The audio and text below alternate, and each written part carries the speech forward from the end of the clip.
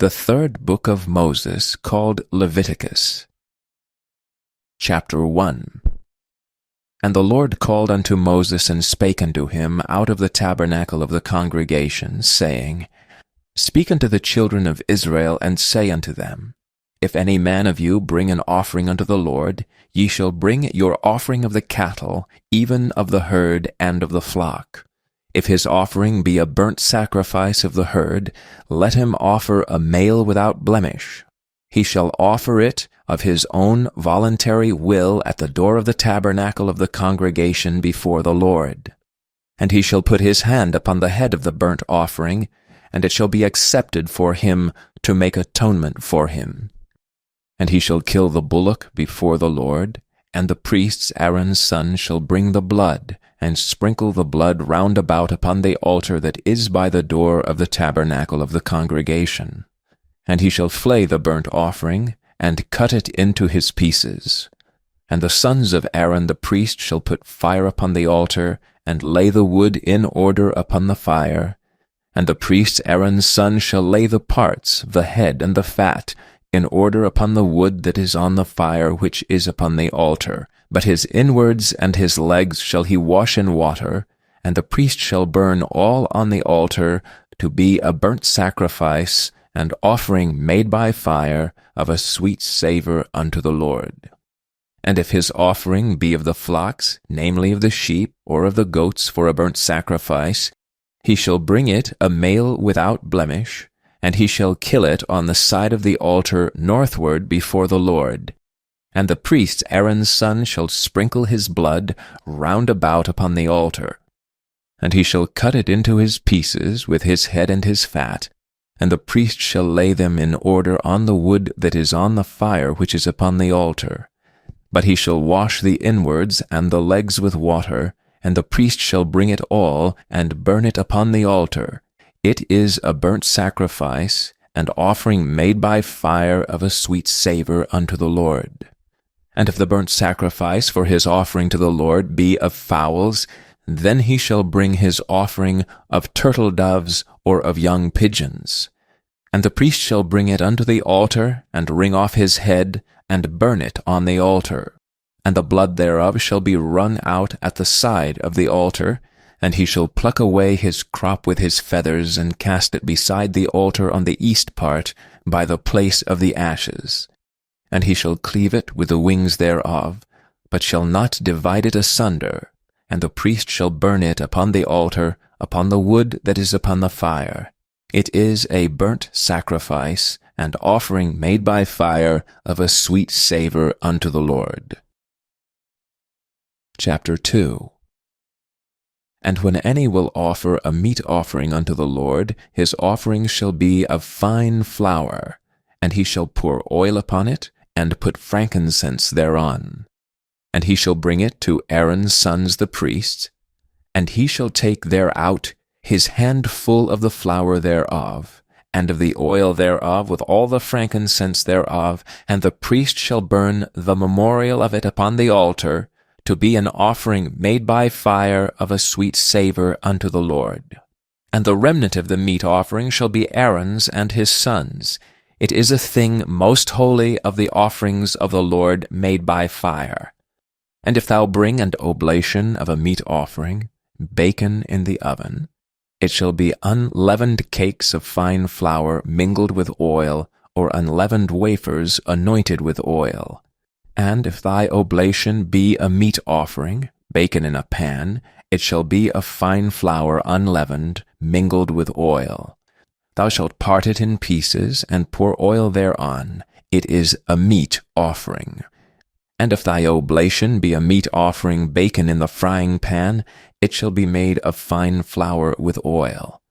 And thou shalt bring the meat offering that is made of these things unto the Lord.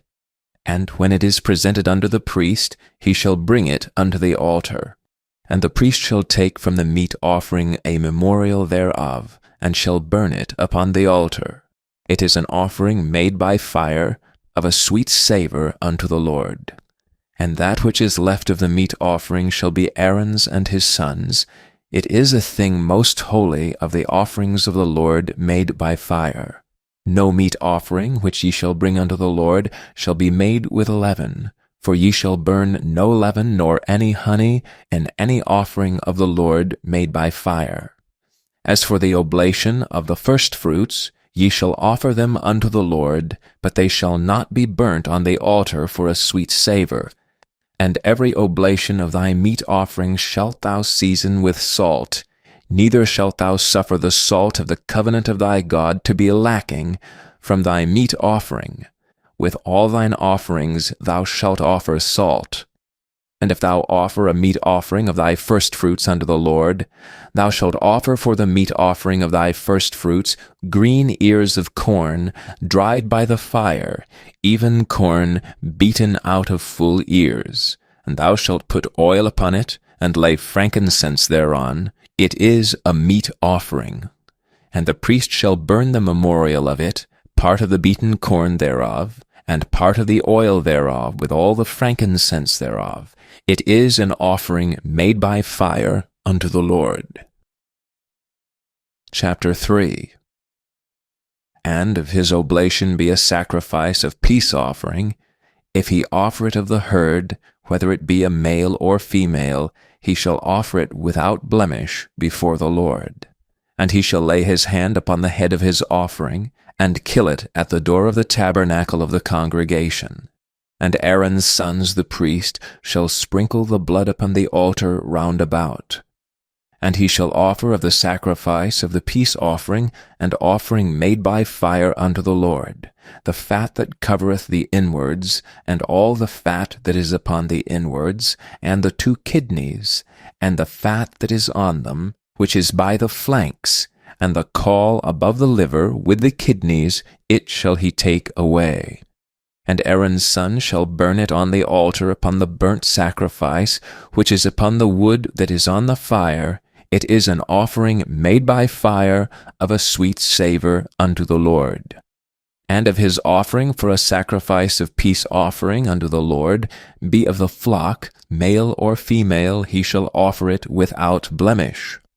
If he offer a lamb for his offering, then shall he offer it before the Lord. And he shall lay his hand upon the head of his offering, and kill it before the tabernacle of the congregation. And Aaron's son shall sprinkle the blood thereof round about upon the altar. And he shall offer the sacrifice of the peace offering and offering made by fire unto the Lord, the fat thereof, and the whole rump. It shall he take off hard by the backbone, and the fat that covereth the inwards, and all the fat that is upon the inwards, and the 2 kidneys, and the fat that is upon them, which is by the flanks, and the caul above the liver, with the kidneys, it shall he take away. And the priest shall burn it upon the altar. It is the food of the offering made by fire unto the Lord. And if his offering be of a goat, then he shall offer it before the Lord. And he shall lay his hand upon the head of it, and kill it before the tabernacle of the congregation. And the sons of Aaron shall sprinkle the blood thereof upon the altar round about. And he shall offer thereof his offering, even an offering made by fire unto the Lord, the fat that covereth the inwards, and all the fat that is upon the inwards, and the 2 kidneys, and the fat that is upon them, which is by the flanks, and the caul above the liver, with the kidneys, it shall he take away. And the priest shall burn them upon the altar. It is the food of the offering made by fire for a sweet savour. All the fat is the Lord's. It shall be a perpetual statute for your generations throughout all your dwellings, that ye eat neither fat nor blood. Chapter 4. And the Lord spake unto Moses, saying, Speak unto the children of Israel, saying, If a soul shall sin through ignorance against any of the commandments of the Lord concerning things which ought not to be done, and shall do against any of them, if a priest that is anointed do sin according to the sin of the people, then let him bring for his sin which he hath sinned a young bullock without blemish unto the Lord for a sin offering. And he shall bring the bullock unto the door of the tabernacle of the congregation before the Lord, and shall lay his hand upon the bullock's head, and kill the bullock before the Lord. And the priest that is anointed shall take of the bullock's blood, and bring it to the tabernacle of the congregation. And the priest shall dip his finger in the blood, and sprinkle of the blood 7 times before the Lord, before the veil of the sanctuary. And the priest shall put some of the blood upon the horns of the altar of sweet incense before the Lord, which is in the tabernacle of the congregation, and shall pour all the blood of the bullock at the bottom of the altar of the burnt offering, which is at the door of the tabernacle of the congregation. And he shall take off from it all the fat of the bullock for the sin offering, the fat that covereth the inwards, and all the fat that is upon the inwards, and the 2 kidneys, and the fat that is upon them, which is by the flanks, and the caul above the liver with the kidneys, it shall he take away, as it was taken off from the bullock of the sacrifice of peace offerings, and the priest shall burn them upon the altar of the burnt offering. And the skin of the bullock, and all his flesh with his head, and with his legs, and his inwards, and his dung, even the whole bullock shall he carry forth without the camp unto a clean place, where the ashes are poured out, and burn him on the wood with fire. Where the ashes are poured out shall he be burnt. And if the whole congregation of Israel sin through ignorance, and the thing be hid from the eyes of the assembly, and they have done somewhat against any of the commandments of the Lord concerning things which should not be done, and are guilty, when the sin which they have sinned against it is known, then the congregation shall offer a young bullock for the sin, and bring him before the tabernacle of the congregation. And the elders of the congregation shall lay their hands upon the head of the bullock before the Lord, and the bullock shall be killed before the Lord.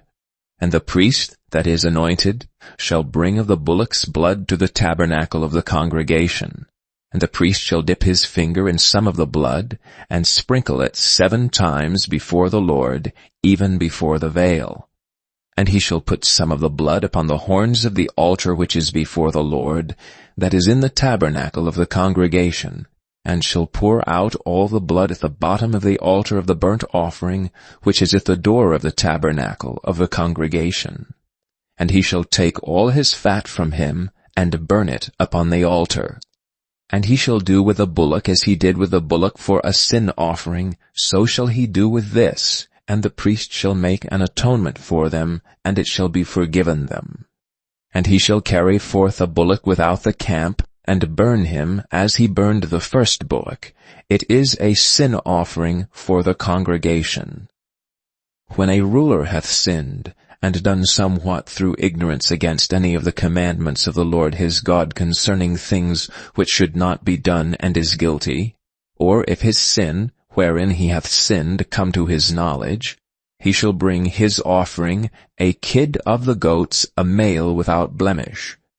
And he shall lay his hand upon the head of the goat, and kill it in the place where they kill the burnt offering before the Lord. It is a sin offering. And the priest shall take of the blood of the sin offering with his finger, and put it upon the horns of the altar of burnt offering, and shall pour out his blood at the bottom of the altar of burnt offering. And he shall burn all his fat upon the altar, as the fat of the sacrifice of peace offerings. And the priest shall make an atonement for him, as concerning his sin, and it shall be forgiven him. And if any one of the common people sin through ignorance, while he doeth somewhat against any of the commandments of the Lord concerning things which ought not to be done, and be guilty, or if his sin which he hath sinned come to his knowledge, then he shall bring his offering, a kid of the goats, a female without blemish, for his sin which he hath sinned. And he shall lay his hand upon the head of the sin offering, and slay the sin offering in the place of the burnt offering. And the priest shall take of the blood thereof with his finger, and put it upon the horns of the altar of burnt offering, and shall pour out all the blood thereof at the bottom of the altar. And he shall take away all the fat thereof, as the fat is taken away from off the sacrifice of peace offerings, and the priest shall burn it upon the altar for a sweet savour unto the Lord. And the priest shall make an atonement for him, and it shall be forgiven him. And if he bring a lamb for a sin offering, he shall bring it a female without blemish. And he shall lay his hand upon the head of the sin offering, and slay it for a sin offering in the place where they kill the burnt offering. And the priest shall take of the blood of the sin offering with his finger, and put it upon the horns of the altar of burnt offering, and shall pour out all the blood thereof at the bottom of the altar. And he shall take away all the fat thereof, as the fat of the lamb is taken away from the sacrifice of the peace offerings, and the priest shall burn them upon the altar, according to the offerings made by fire unto the Lord. And the priest shall make an atonement for his sin that he hath committed, and it shall be forgiven him. Chapter 5. And if a soul sin, and hear the voice of swearing, and is a witness, whether he have seen or known of it, if he do not utter it, then he shall bear his iniquity. Or if a soul touch any unclean thing, whether it be a carcass of an unclean beast, or a carcass of unclean cattle, or the carcass of unclean creeping things, and if it be hidden from him, he also shall be unclean and guilty. Or if he touch the uncleanness of man, whatsoever uncleanness it be, that a man shall be defiled withal, and it be hid from him, when he knoweth of it, then he shall be guilty. Or if a soul swear, pronouncing with his lips to do evil, or to do good, whatsoever it be that a man shall pronounce with an oath, and it be hid from him, when he knoweth of it, then he shall be guilty in one of these. And it shall be, when he shall be guilty in one of these things, that he shall confess that he hath sinned in that thing. And he shall bring his trespass offering unto the Lord for his sin which he hath sinned, a female from the flock, a lamb or a kid of the goats, for a sin offering, and the priest shall make an atonement for him concerning his sin. And if he be not able to bring a lamb, then he shall bring for his trespass which he hath committed 2 turtle doves, or 2 young pigeons unto the Lord, one for a sin offering, and the other for a burnt offering. And he shall bring them unto the priest, who shall offer that which is for a sin offering first, and wring off his head from his neck, but shall not divide it asunder, and he shall sprinkle of the blood of the sin offering upon the side of the altar, and the rest of the blood shall be wrung out at the bottom of the altar. It is a sin offering. And he shall offer the second for a burnt offering, according to the manner, and the priest shall make an atonement for him for his sin which he hath sinned, and it shall be forgiven him. But if he be not able to bring 2 turtle doves or 2 young pigeons, then he that sinneth shall bring for his offering the 10th part of an ephah of fine flour for a sin offering. He shall put no oil upon it, neither shall he put any frankincense thereon, for it is a sin offering. Then shall he bring it to the priest, and the priest shall take his handful of it, even a memorial thereof, and burn it on the altar, according to the offering made by fire unto the Lord. It is a sin offering. And the priest shall make an atonement for him as touching his sin that he hath sinned in one of these, and it shall be forgiven him. And the remnant shall be the priest's as a meat offering. And the Lord spake unto Moses, saying, If a soul commit a trespass, and sin through ignorance in the holy things of the Lord, then he shall bring for his trespass unto the Lord a ram without blemish out of the flocks, with thy estimation of shekels of silver, after the shekel of a sanctuary, for a trespass offering. And he shall make amends for the harm that he hath done in the holy thing, and shall add the 5th part thereto, and give it unto the priest. And the priest shall make an atonement for him with the ram of the trespass offering, and it shall be forgiven him. And if a soul sin, and commit any of these things which are forbidden to be done by the commandments of the Lord, though he wist it not, yet is he guilty, and shall bear his iniquity. And he shall bring a ram without blemish out of the flock, with thy estimation for a trespass offering unto the priest, and the priest shall make an atonement for him concerning his ignorance wherein he erred, and wist it not, and it shall be forgiven him. It is a trespass offering. He hath certainly trespassed against the Lord. Chapter 6. And the Lord spake unto Moses, saying, If a soul sin, and commit a trespass against the Lord, and lie unto his neighbor in that which was delivered him to keep, or in fellowship, or in a thing taken away by violence, or hath deceived his neighbor, or have found that which was lost, and lieth concerning it, and sweareth falsely, and any of all these that a man doeth, sinning therein, then it shall be, because he hath sinned and is guilty, that he shall restore that which he took violently away, or the thing which he hath deceitfully gotten, or that which was delivered him to keep, or the lost thing which he found, or all that about which he hath sworn falsely. He shall even restore it in the principal, and shall add the 5th part more thereto, and give it unto him to whom it appertaineth, in the day of his trespass offering. And he shall bring his trespass offering unto the Lord, a ram without blemish out of the flock, with thy estimation for a trespass offering unto the priest. And the priest shall make an atonement for him before the Lord, and it shall be forgiven him for anything of all that he hath done in trespassing therein. And the Lord spake unto Moses, saying, Command Aaron and his sons, saying, This is the law of the burnt offering. It is the burnt offering because of the burning upon the altar all night unto the morning, and the fire of the altar shall be burning in it. And the priest shall put on his linen garment, and his linen breeches shall he put upon his flesh, and take up the ashes which the fire hath consumed, with a burnt offering on the altar, and he shall put them beside the altar. And he shall put off his garments, and put on other garments, and carry forth the ashes without the camp unto a clean place.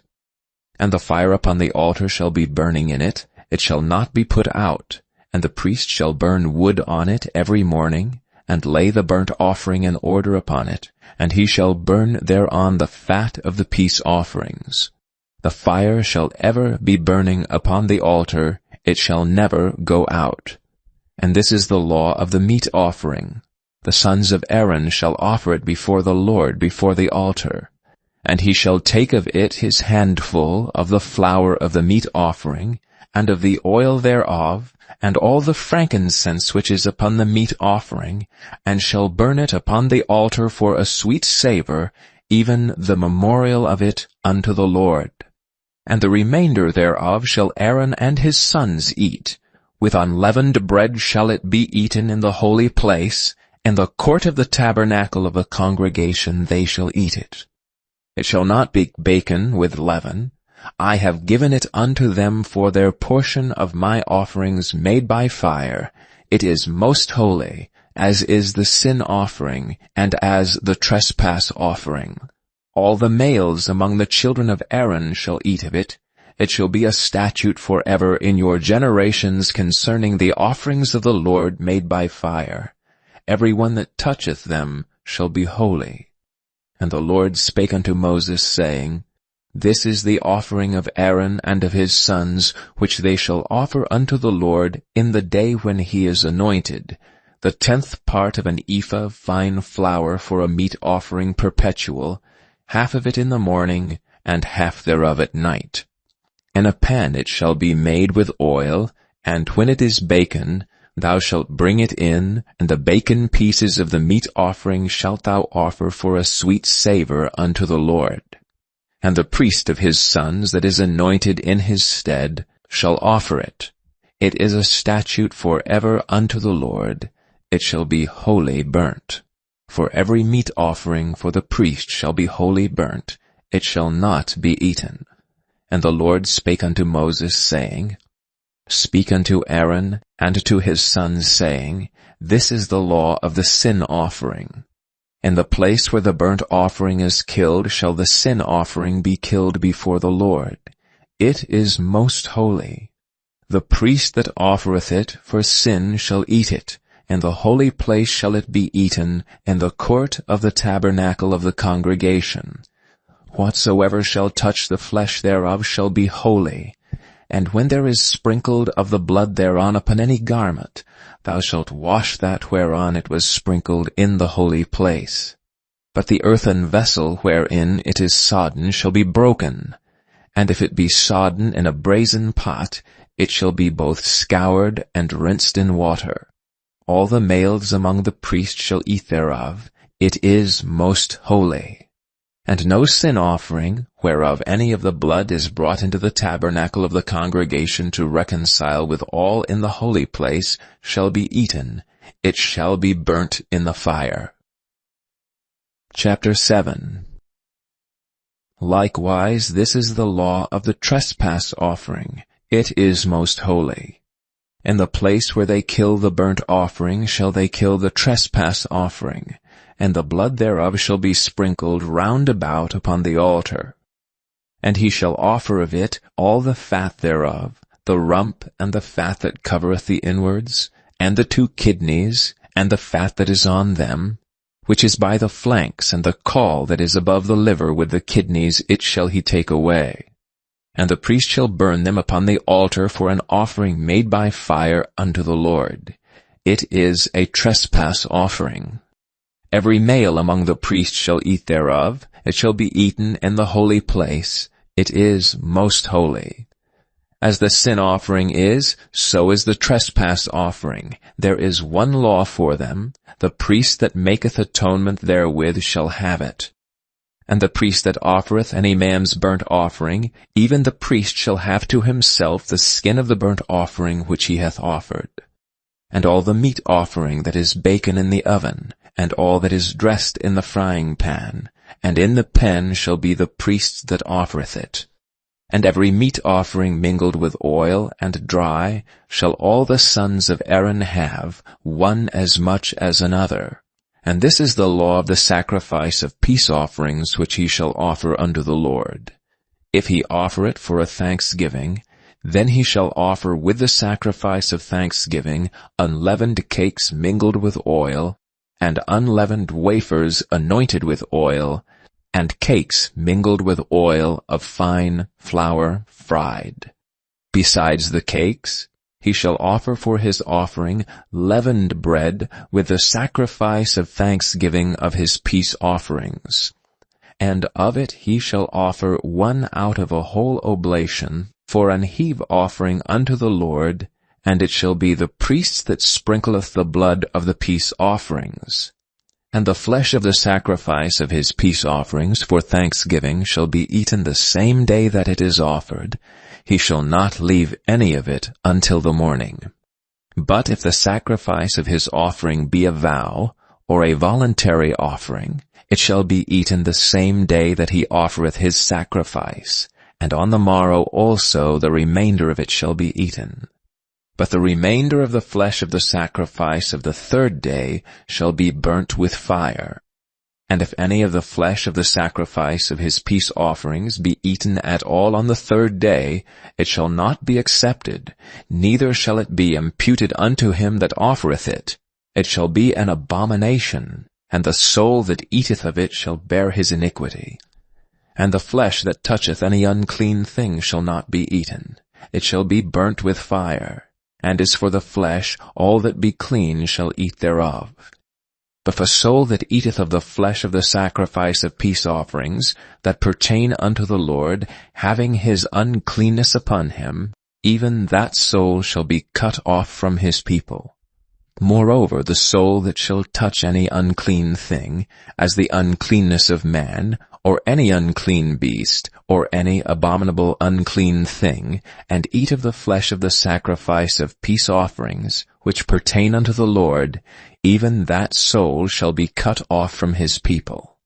And the Lord spake unto Moses, saying, Speak unto the children of Israel, saying, Ye shall eat no manner of fat, of ox, or of sheep, or of goat, and the fat of the beast that dieth of itself, and the fat of that which is torn with beasts, may be used in any other use, but ye shall in no wise eat of it. For whosoever eateth the fat of the beasts, of which men offer an offering made by fire unto the Lord, even the soul that eateth it shall be cut off from his people. Moreover, ye shall eat no manner of blood, whether it be of fowl or of beast, in any of your dwellings. Whatsoever soul it be that eateth any manner of blood, even that soul shall be cut off from his people. And the Lord spake unto Moses, saying, Speak unto the children of Israel, saying, He that offereth the sacrifice of his peace offering unto the Lord shall bring his oblation unto the Lord of the sacrifice of his peace offerings. His own hands shall bring the offerings of the Lord made by fire, the fat with the breast, it shall he bring, that the breast may be waved for a wave offering before the Lord. And the priest shall burn the fat upon the altar, but the breast shall be Aaron's and his sons'. And the right shoulder shall ye give unto the priest for an heave offering of the sacrifices of your peace offerings. He among the sons of Aaron, that offereth the blood of the peace offerings and the fat, shall have the right shoulder for his part. For the wave breast and the heave shoulder have I taken of the children of Israel from off the sacrifices of their peace offerings, and have given them unto Aaron the priest and unto his sons by a statute forever from among the children of Israel. This is the portion of the anointing of Aaron, and of the anointing of his sons, out of the offerings of the Lord made by fire, and the day when he presented them to minister unto the Lord in the priest's office, which the Lord commanded to be given them of the children of Israel in the day that he anointed them, by a statute forever throughout their generations. This is the law of the burnt offering, of the meat offering, and of the sin offering, and of the trespass offering, and of the consecrations, and of the sacrifice of the peace offerings, which the Lord commanded Moses in Mount Sinai, in the day that he commanded the children of Israel to offer their oblations unto the Lord in the wilderness of Sinai. Chapter 8. And the Lord spake unto Moses, saying, Take Aaron and his sons with him, and the garments in the anointing oil, and a bullock for the sin offering, and 2 rams and a basket of unleavened bread. And gather thou all the congregation together unto the door of the tabernacle of the congregation. And Moses did as the Lord commanded him. And the assembly was gathered together unto the door of the tabernacle of the congregation. And Moses said unto the congregation, This is the thing which the Lord commandeth to be done. And Moses brought Aaron and his sons, and washed them with water. And he put upon him the coat, and girded him with a girdle, and clothed him with a robe, and put the ephod upon him. And he girded him with the curious girdle of the ephod, and bound it unto him therewith. And he put the breastplate upon him. Also he put in the breastplate the Urim and the Thummim. And he put the mitre upon his head, also upon the mitre, even upon the forefront, and he put the golden plate, the holy crown, as the Lord commanded Moses. And Moses took the anointing oil, and anointed the tabernacle, and all that was therein, and sanctified them. And he sprinkled thereof upon the altar 7 times, and anointed the altar and all his vessels, both the laver and his foot, to sanctify them. And he poured the anointing oil upon Aaron's head, and anointed him, to sanctify him. And Moses brought Aaron's sons, and put coats upon them, and girded them with girdles, and put bonnets upon them, as the Lord commanded Moses. And he brought the bullock for the sin offering, and Aaron and his sons laid their hands upon the head of the bullock for the sin offering. And he slew it, and Moses took the blood, and put it upon the horns of the altar round about with his finger, and purified the altar, and poured the blood at the bottom of the altar, and sanctified it to make reconciliation upon it. And he took all the fat that was upon the inwards, and the caul above the liver, and the 2 kidneys in their fat, and Moses burned it upon the altar. But the bullock and his hide, his flesh, and his dung he burnt with fire without the camp, as the Lord commanded Moses. And he brought the ram for the burnt offering, and Aaron and his sons laid their hands upon the head of the ram. And he killed it, and Moses sprinkled the blood upon the altar round about. And he cut the ram into pieces, and Moses burnt the head, and the pieces, and the fat. And he washed the inwards and the legs in water. And Moses burnt the whole ram upon the altar. It was a burnt sacrifice for a sweet savour, and an offering made by fire unto the Lord, as the Lord commanded Moses. And he brought the other ram, the ram of consecration. And Aaron and his sons laid their hands upon the head of the ram. And he slew it, and Moses took of the blood of it, and put it upon the tip of Aaron's right ear, and upon the thumb of his right hand, and upon the great toe of his right foot. And he brought Aaron's sons, and Moses put of the blood upon the tip of their right ear, and upon the thumbs of their right hands, and upon the great toes of their right feet. And Moses sprinkled the blood upon the altar round about. And he took the fat, and the rump, and all the fat that was upon the inwards, and the caul above the liver, and the 2 kidneys and their fat, and the right shoulder. And out of the basket of unleavened bread that was before the Lord, he took 1 unleavened cake, and a cake of oiled bread, and 1 wafer, and put them on the fat, and upon the right shoulder. And he put all upon Aaron's hands, and upon his sons' hands, and waved them for a wave offering before the Lord. And Moses took them from off their hands, and burnt them on the altar upon the burnt offering. They were consecrations for a sweet savour. It is an offering made by fire unto the Lord. And Moses took the breast and waved it for a wave offering before the Lord. For of the ram of consecration it was Moses' part, as the Lord commanded Moses. And Moses took of the anointing oil, and the blood which was upon the altar, and sprinkled it upon Aaron, and upon his garments, and upon his sons, and upon his sons' garments with him, and sanctified Aaron, and his garments, and his sons' garments with him. And Moses said unto Aaron and to his sons, Boil the flesh at the door of the tabernacle of the congregation, and there eat it with the bread that is in the basket of consecration, as I commanded, saying, Aaron and his sons shall eat it. And that which remaineth of the flesh and of the bread shall ye burn with fire. And ye shall not go out of the door of the tabernacle of the congregation in 7 days, until the days of your consecration be at an end. For 7 days shall he consecrate you. And as he hath done this day, so the Lord hath commanded to do, to make an atonement for you.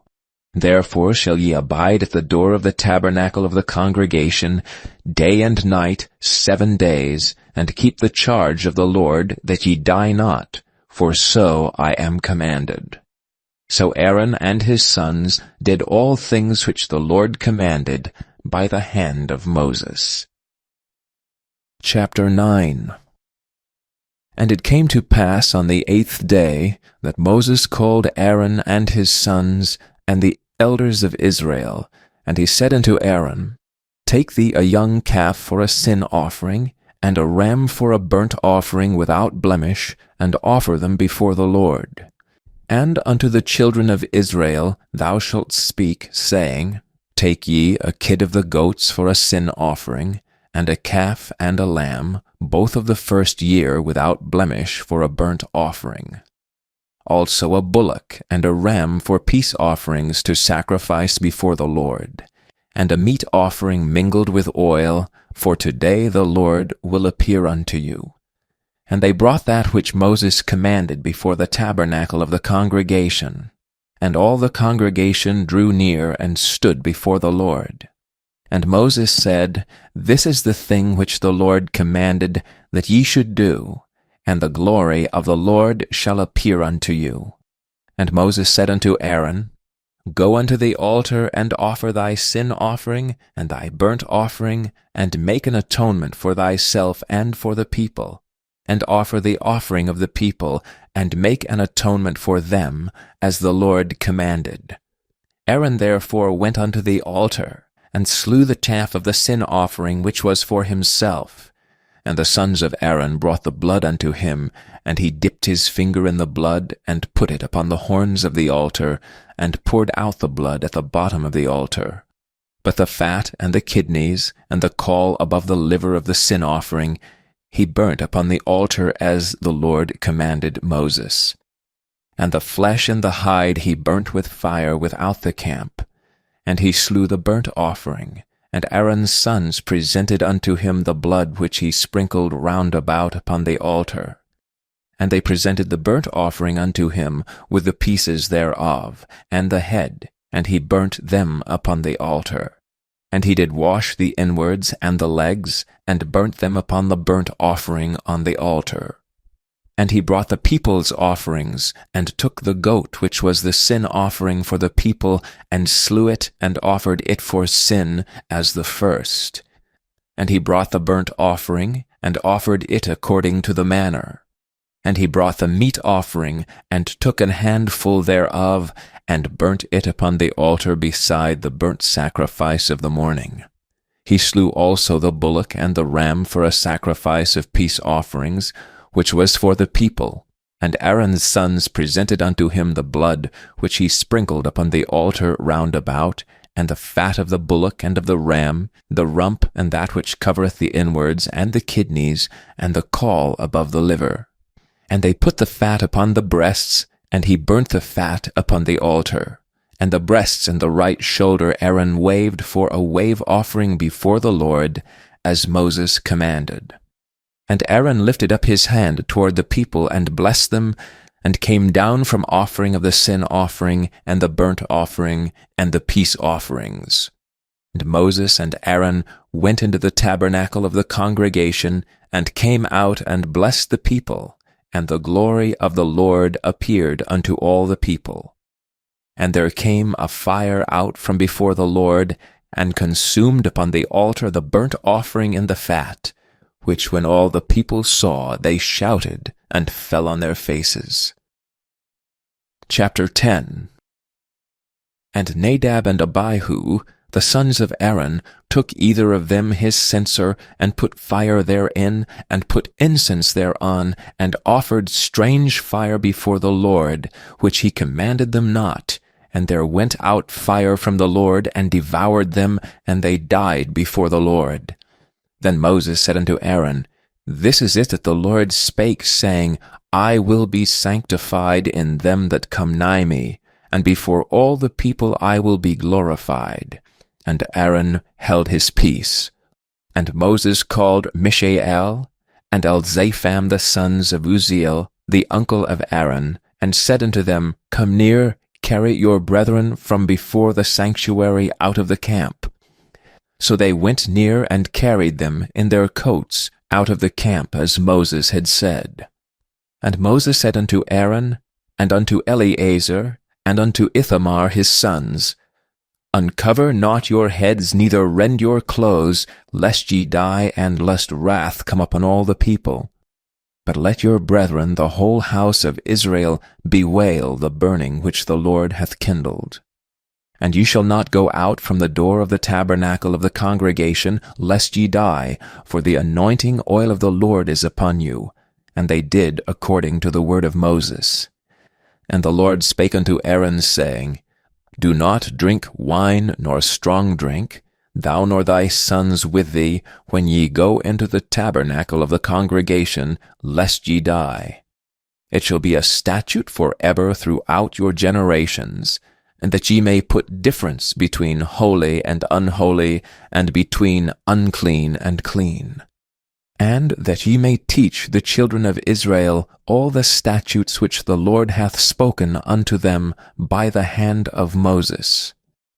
And Moses spake unto Aaron, and unto Eleazar, and unto Ithamar his sons that were left, Take the meat offering that remaineth of the offerings of the Lord made by fire, and eat it without leaven beside the altar, for it is most holy.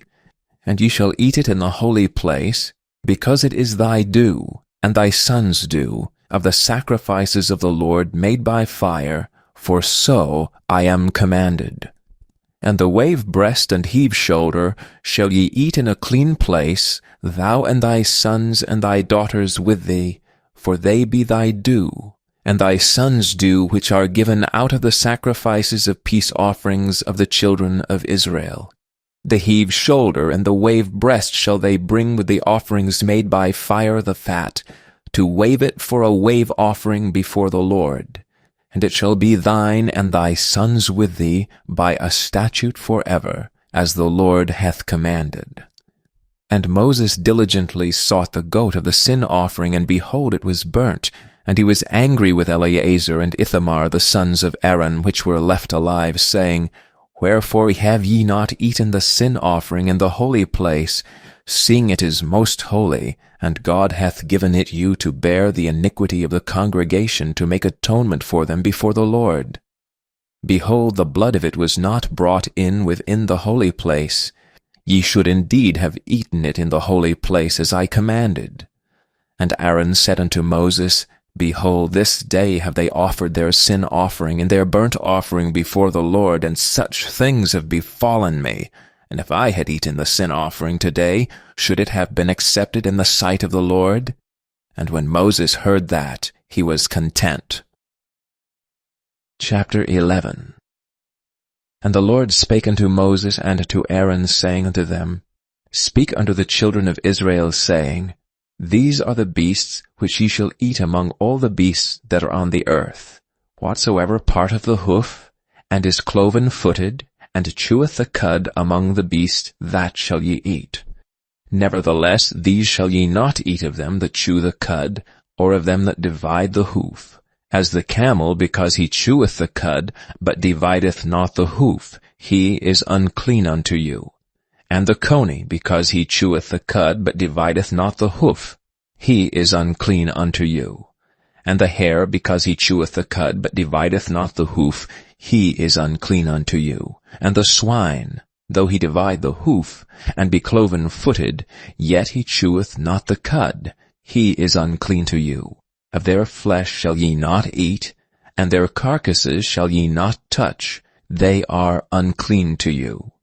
These shall ye eat of all that are in the waters, whatsoever hath fins and scales in the waters, in the seas and in the rivers, them shall ye eat. And all that have not fins and scales in the seas and in the rivers, and all that move in the waters, and of any living thing which is in the waters, they shall be an abomination unto you. They shall be even an abomination unto you. Ye shall not eat of their flesh, but ye shall have their carcasses in abomination.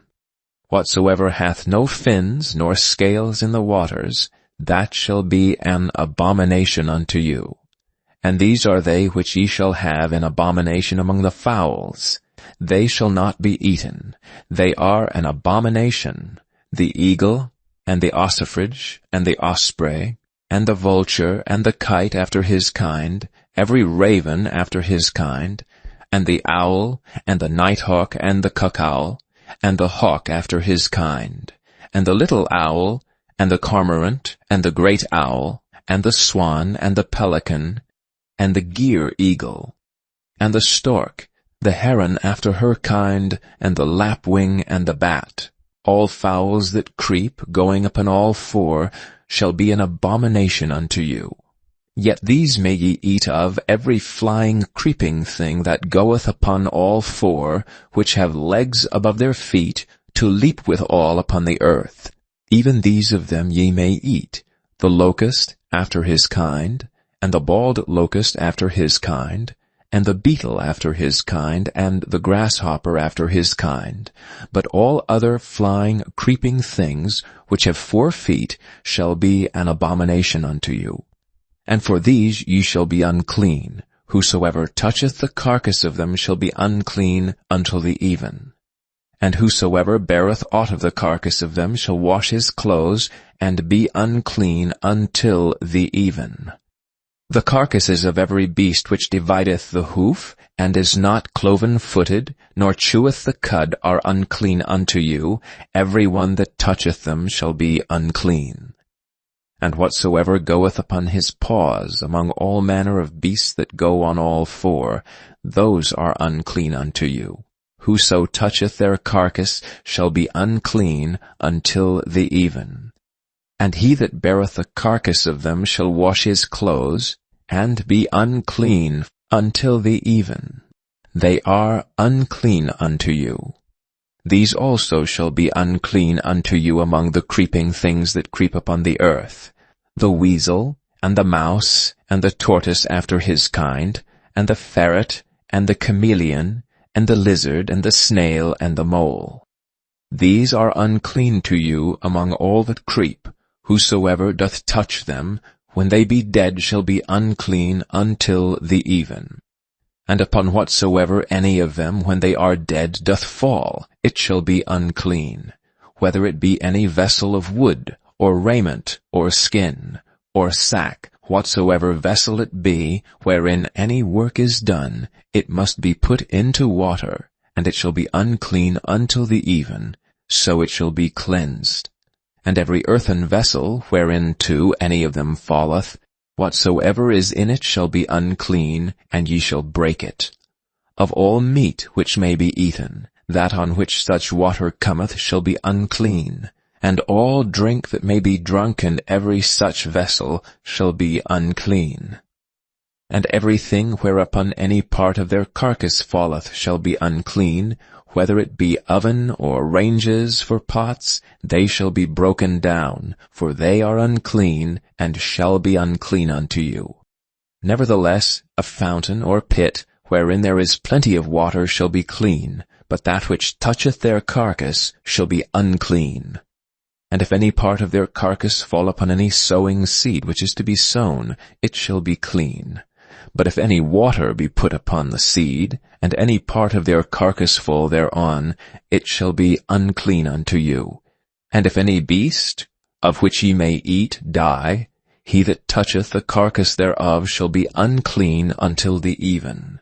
And he that eateth of the carcass of it shall wash his clothes, and be unclean until the even. He also that beareth the carcass of it shall wash his clothes, and be unclean until the even. And every creeping thing that creepeth upon the earth shall be an abomination, it shall not be eaten. Whatsoever goeth upon the belly, whatsoever goeth upon all four, or whatsoever hath more feet among all creeping things that creep upon the earth, them ye shall not eat, for they are an abomination. Ye shall not make yourselves abominable with any creeping thing that creepeth, neither shall ye make yourselves unclean with them, that ye should be defiled thereby. For I am the Lord your God. Ye shall therefore sanctify yourselves, and ye shall be holy, for I am holy. Neither shall ye defile yourselves with any manner of creeping thing that creepeth upon the earth. For I am the Lord that bringeth you up out of the land of Egypt to be your God. Ye shall therefore be holy, for I am holy. This is the law of the beasts, and of the fowl, and of every living creature that moveth in the waters, and of every creature that creepeth upon the earth, to make a difference between the unclean and the clean, and between the beast that may be eaten, and the beast that may not be eaten. Chapter 12. And the Lord spake unto Moses, saying, Speak unto the children of Israel, saying, If a woman have conceived seed, and born a man-child, then she shall be unclean 7 days. According to the days of the separation of her infirmity shall she be unclean. And in the 8th day the flesh of his foreskin shall be circumcised, and she shall then continue in the blood of her purifying 33 days. She shall touch no hallowed thing, nor come into the sanctuary, until the days of her purifying be fulfilled. But if she bear a maid-child, then she shall be unclean 2 weeks, as in her separation. And she shall continue in the blood of her purifying 66 days. And when the days of her purifying are fulfilled, for a son or for a daughter, she shall bring a lamb of the 1st year for a burnt offering, and a young pigeon or a turtle dove for a sin offering unto the door of the tabernacle of the congregation unto the priest, who shall offer it before the Lord, and make an atonement for her, and she shall be cleansed from the issue of her blood. This is the law for her that hath borne a male or a female. And if she be not able to bring a lamb, then she shall bring 2 turtles or 2 young pigeons, the one for the burnt offering, and the other for a sin offering, and the priest shall make an atonement for her, and she shall be clean. Chapter 13. And the Lord spake unto Moses and Aaron, saying, When a man shall have in the skin of his flesh a rising, a scab, or a bright spot, and it be in the skin of his flesh like the plague of leprosy, then he shall be brought unto Aaron the priest, or unto one of his sons the priests, and the priest shall look on the plague in the skin of the flesh. And when the hair in the plague is turned white, and the plague and sight be deeper than the skin of his flesh, it is a plague of leprosy, and the priest shall look on him and pronounce him unclean. If the bright spot be white in the skin of his flesh, and in sight be not deeper than the skin, and the hair thereof be not turned white, then the priest shall shut up him that hath the plague 7 days. And the priest shall look on him the 7th day, and behold, if the plague in his sight be at his stay, and the plague spread not in the skin, then the priest shall shut him up 7 days more. And the priest shall look on him again the 7th day, and behold, if the plague be somewhat dark, and the plague spread not in the skin, the priest shall pronounce him clean. It is but a scab, and he shall wash his clothes, and be clean. But if a scab spread much abroad in the skin, after that he hath been seen of the priest for his cleansing, he shall be seen of the priest again. And if the priest see that, behold, the scab spreadeth in the skin, then the priest shall pronounce him unclean. It is a leprosy. When the plague of leprosy is in a man, he shall be brought unto the priest, and the priest shall see him, and behold, if the rising be white in the skin, and it have turned the hair white, and there be quick raw flesh in the rising, it is an old leprosy in the skin of his flesh, and the priest shall pronounce him unclean, and shall not shut him up, for he is unclean. And if a leprosy break out abroad in the skin, and the leprosy cover all the skin of him that hath the plague, from his head even to his foot, wheresoever the priest looketh, then the priest shall consider, and behold, if the leprosy have covered all his flesh, he shall pronounce him clean that hath the plague. It is all turned white, he is clean. But when raw flesh appeareth in him, he shall be unclean, and the priest shall see the raw flesh, and pronounce him to be unclean. For the raw flesh is unclean, it is a leprosy. Or if the raw flesh turn again, and be changed unto white, he shall come unto the priest, and the priest shall see him, and behold, if the plague be turned into white, then the priest shall pronounce him clean that hath the plague, he is clean. The flesh also, in which even in the skin thereof was a boil, and is healed, and in the place of the boil there be a white rising, or a bright spot, white and somewhat reddish, and it be showed to the priest, and if when the priest seeth it, behold, it be in sight lower than the skin, and the hair thereof be turned white, the priest shall pronounce him unclean. It is a plague of leprosy broken out of the boil. But if the priest look on it, and behold, there be no white hairs therein, and if it be not lower than the skin, but be somewhat dark, then the priest shall shut him up 7 days. And if it spread much abroad in the skin, then the priest shall pronounce him unclean. It is a plague. But if the bright spots stay in his place, and spread not, it is a burning boil, and the priest shall pronounce him clean. Or if there be any flesh in the skin, whereof there is a hot burning, and the quick flesh that burneth have a white bright spot, somewhat reddish or white, then the priest shall look upon it. And behold, if the hair in the bright spot be turned white, And if it be in sight deeper than the skin, it is a leprosy broken out of the burning. Wherefore the priest shall pronounce him unclean, it is the plague of leprosy. But if the priest look on it, and behold, there be no white hair in the bright spot, and it be no lower than the other's skin, but be somewhat dark, then the priest shall shut him up 7 days. And the priest shall look upon him the 7th day, and if it be spread much abroad in the skin, then the priest shall pronounce him unclean, it is the plague of leprosy. And if a bright spot stay in his place, and spread not in the skin, but it be somewhat dark, it is a rising of the burning, and the priest shall pronounce him clean, for it is an inflammation of the burning. If a man or woman have a plague upon the head, or the beard, then the priest shall see the plague, and behold, if it be in sight deeper than the skin, and there be in it a yellow thin hair, then the priest shall pronounce him unclean, it is a dry scall, even a leprosy upon the head or beard. And if the priest look on the plague of the scall, and behold, it be not in sight deeper than the skin, and if there is no black hair in it, then the priest shall shut him up that hath a plague of the scall 7 days. And in the 7th day the priest shall look on the plague, and behold, if the scall spread not, and there be in it no yellow hair, and the scall be not in sight deeper than the skin, he shall be shaven, but the scall shall he not shave, and the priest shall shut him up that hath the scall 7 days more.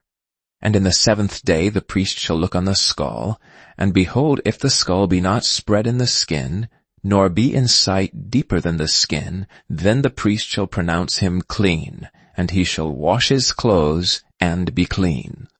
But if the scall spread abroad much in the skin after his cleansing, then the priest shall look on him, and behold, if the scall be spread in the skin, the priest shall not seek for yellow hair, he is unclean. But if a scall be in his sight at a stay, and if there is black hair grown up therein, the scall is healed, he is clean, and the priest shall pronounce him clean. If a man also or a woman have in the skin of their flesh bright spots, even white bright spots, then the priest shall look. And behold, if the bright spots in the skin of their flesh be darkish white, it is a freckled spot that groweth in the skin, he is clean. And the man whose hair is fallen off his head, he is bald, yet he is clean. And he that hath his hair fallen off from part of his head toward his face, he is forehead bald, yet he is clean. And if there be in the bald head, or bald forehead, a white reddish sore, it is a leprosy sprung up in his bald head or his bald forehead. Then the priest shall look upon it, and behold, if the rising of the sore be white reddish in his bald head, or in his bald forehead, as the leprosy appeareth in the skin of the flesh, he is a leprous man, he is unclean, the priest shall pronounce him utterly unclean, his plague is in his head. And if a leper in whom the plague is, his clothes shall be rent, and his head bare, and he shall put a covering upon his upper lip, and shall cry, Unclean, unclean. All the days wherein the plague shall be in him, he shall be defiled. He is unclean, he shall dwell alone, without the camp shall his habitation be. The garment also that the plague of leprosy is in, whether it be a woolen garment or a linen garment, whether it be in the warp or a woof, of linen or of woolen, whether in a skin or in anything made of skin, and if the plague be greenish or reddish in the garment, or in the skin, either in the warp or in the woof, or in anything of skin, it is a plague of leprosy, and shall be showed unto the priest. And the priest shall look upon the plague, and shut up it that hath the plague 7 days. And he shall look on the plague on the 7th day. If the plague be spread in the garment, either in the warp or in the woof, or in a skin, or in any work that is made of skin, the plague is in a fretting leprosy, it is unclean. He shall therefore burn that garment, whether warp or woof, in woolen or in linen, or anything of skin wherein the plague is. For it is a fretting leprosy, it shall be burnt in the fire. And if the priest shall look and behold the plague be not spread in the garment, either in the warp or in the woof, or in anything of skin, then the priest shall command that they wash the thing wherein the plague is, and he shall shut it up 7 days more. And the priest shall look on the plague after that it is washed. And behold, if the plague have not changed his color, and the plague be not spread, it is unclean. Thou shalt burn it in the fire. It is fret inward, whether it be bare within or without. And if the priest look and behold the plague be somewhat dark after the washing of it, then he shall rend it out of the garment, or out of the skin, or out of the warp, or out of the woof. And if it appears still in the garment, either in the warp, or in the woof, or in anything of skin, it is a spreading plague. Thou shalt burn that wherein the plague is with fire. And the garment, either warp or woof, or whatsoever thing of skin it be, which thou shalt wash, if the plague be departed from them, then it shall be washed the second time, and shall be clean. This is the law of the plague of leprosy in a garment of woolen or linen, either in the warp or woof, or anything of skins, to pronounce it clean, or to pronounce it unclean. Chapter 14. And the Lord spake unto Moses, saying, This shall be the law of the leper in the day of his cleansing. He shall be brought unto the priest. And the priest shall go forth out of the camp, and the priest shall look and behold, if the plague of leprosy be healed in the leper, then shall the priest command to take for him that is to be cleansed 2 birds alive and clean, and cedar wood, and scarlet, and hyssop. And the priest shall command that one of the birds be killed in an earthen vessel over running water.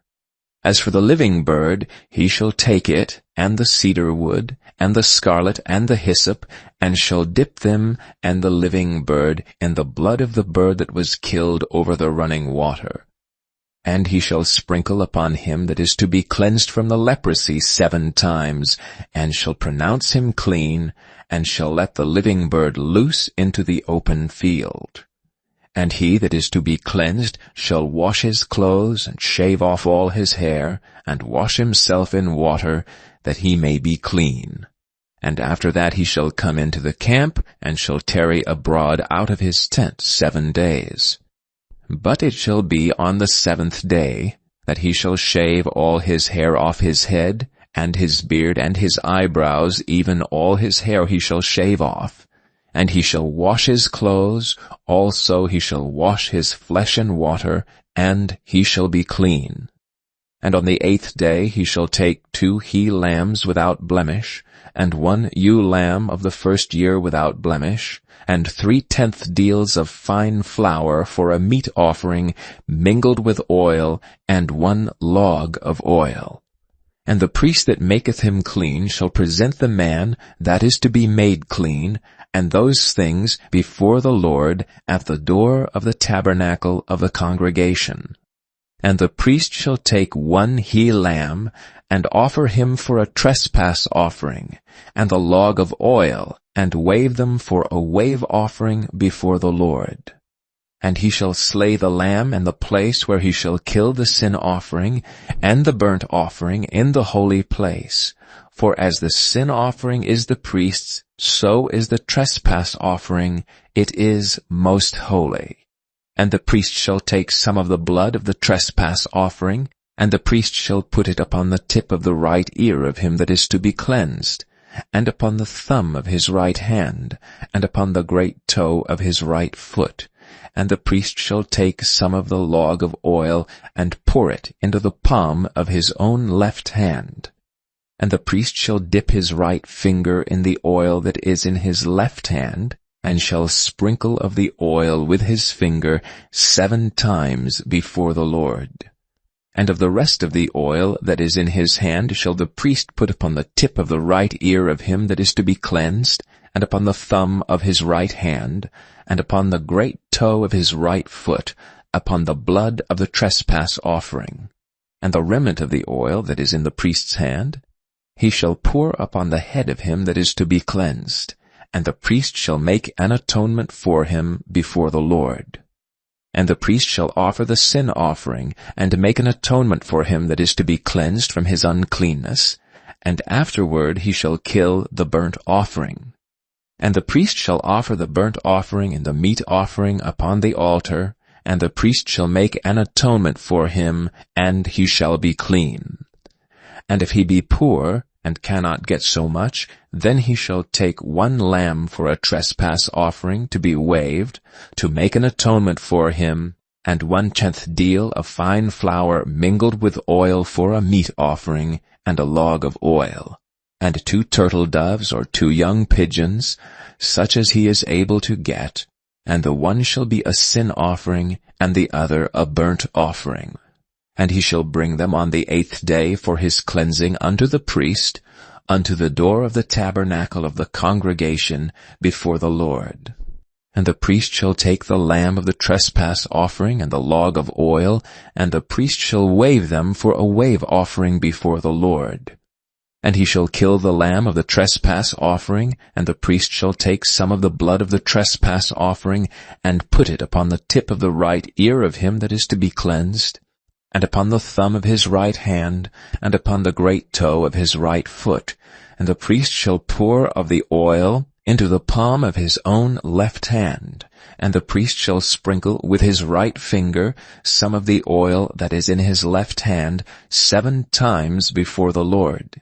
And the priest shall put of the oil that is in his hand upon the tip of the right ear of him that is to be cleansed, and upon the thumb of his right hand, and upon the great toe of his right foot, upon the place of the blood of the trespass offering. And the rest of the oil that is in the priest's hand he shall put upon the head of him that is to be cleansed, to make an atonement for him before the Lord. And he shall offer the one of the turtle doves, or of the young pigeons, such as he can get, even such as he is able to get, the one for a sin offering, and the other for a burnt offering, with the meat offering. And the priest shall make an atonement for him that is to be cleansed before the Lord.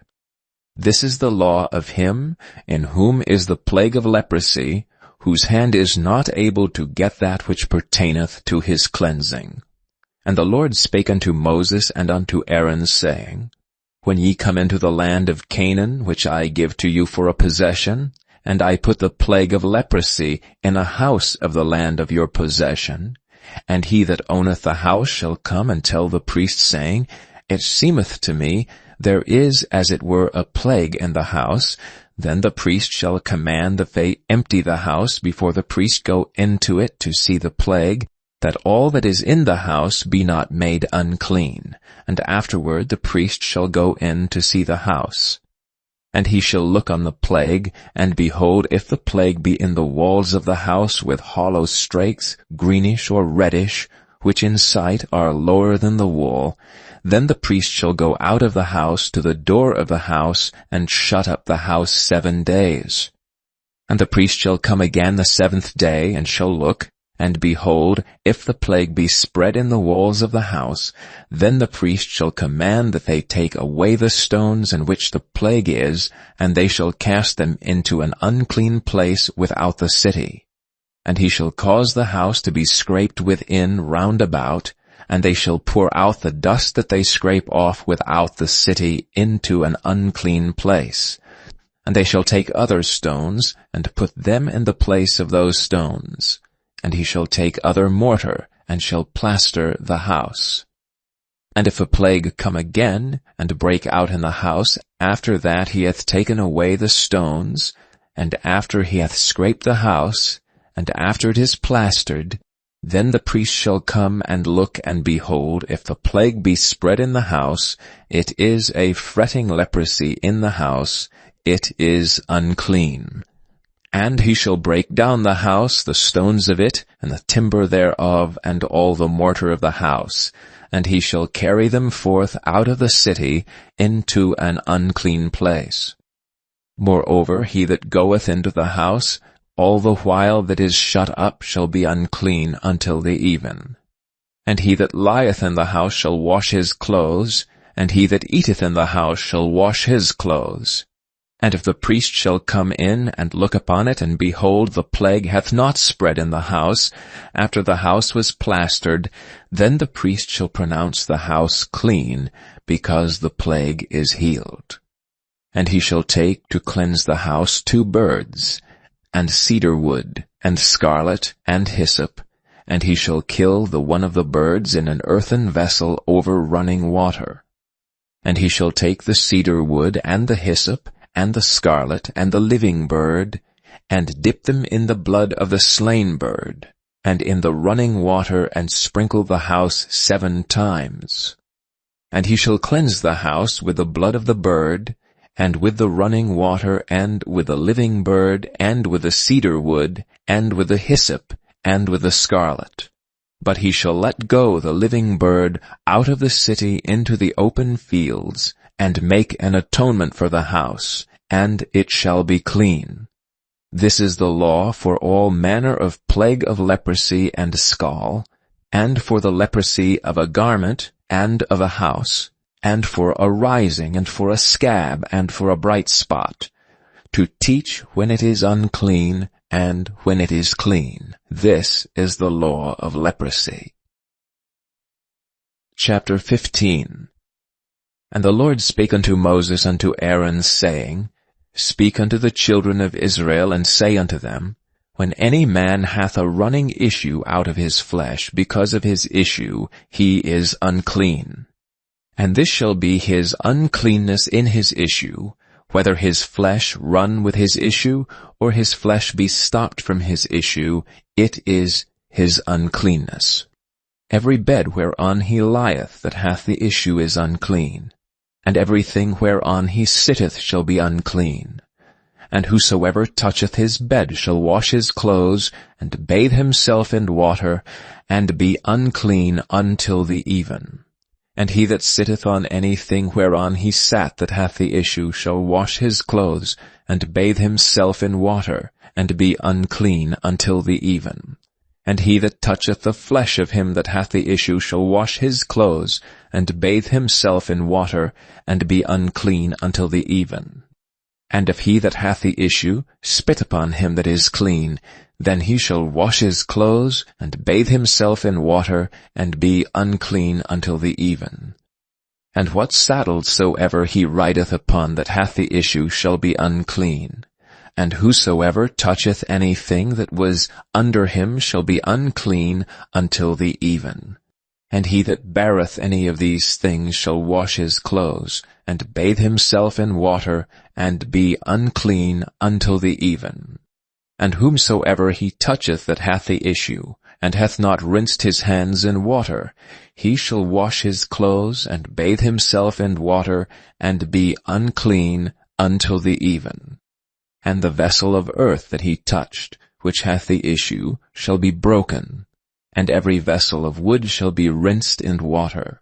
And when he that hath an issue is cleansed of his issue, then he shall number to himself 7 days for his cleansing, and wash his clothes, and bathe his flesh in running water, and shall be clean. And on the 8th day he shall take to him 2 turtle doves, or 2 young pigeons, and come before the Lord unto the door of the tabernacle of the congregation, and give them unto the priest. And the priest shall offer them, the one for a sin offering, and the other for a burnt offering. And the priest shall make an atonement for him before the Lord for his issue. And if any man's seed of copulation go out from him, then he shall wash all his flesh in water, and be unclean until the even. And every garment, and every skin whereon is the seed of copulation shall be washed with water, and be unclean until the even. The woman also with whom men shall lie with seed of copulation, they shall both bathe themselves in water, and be unclean until the even. And if a woman have an issue, and her issue in her flesh be blood, she shall be put apart 7 days, and whosoever toucheth her shall be unclean until the even.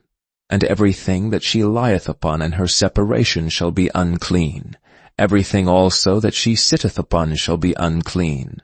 And whosoever toucheth her bed shall wash his clothes, and bathe himself in water, and be unclean until the even. And whosoever toucheth anything that she sat upon shall wash his clothes, and bathe himself in water, and be unclean until the even. And if it be on her bed, or on anything whereon she sitteth, when he toucheth it, he shall be unclean until the even. And if any man lie with her at all, and her flowers be upon him, he shall be unclean 7 days, and all the bed whereon he lieth shall be unclean. And if a woman have an issue of her blood many days out of the time of her separation, or if it run beyond the time of her separation, all the days of the issue of her uncleanness shall be as the days of her separation, she shall be unclean. Every bed whereon she lieth all the days of her issue shall be unto her as the bed of her separation, and whatsoever she sitteth upon shall be unclean as the uncleanness of her separation. And whosoever toucheth those things shall be unclean, and shall wash his clothes, and bathe himself in water, and be unclean until the even. But if she be cleansed of her issue, then she shall number to herself 7 days, and after that she shall be clean. And on the 8th day she shall take unto her 2 turtles, or 2 young pigeons, and bring them unto the priest to the door of the tabernacle of the congregation. And the priest shall offer the one for a sin offering, and the other for a burnt offering. And the priest shall make an atonement for her before the Lord for the issue of her uncleanness. Thus shall ye separate the children of Israel from their uncleanness, that they die not in their uncleanness when they defile my tabernacle that is among them.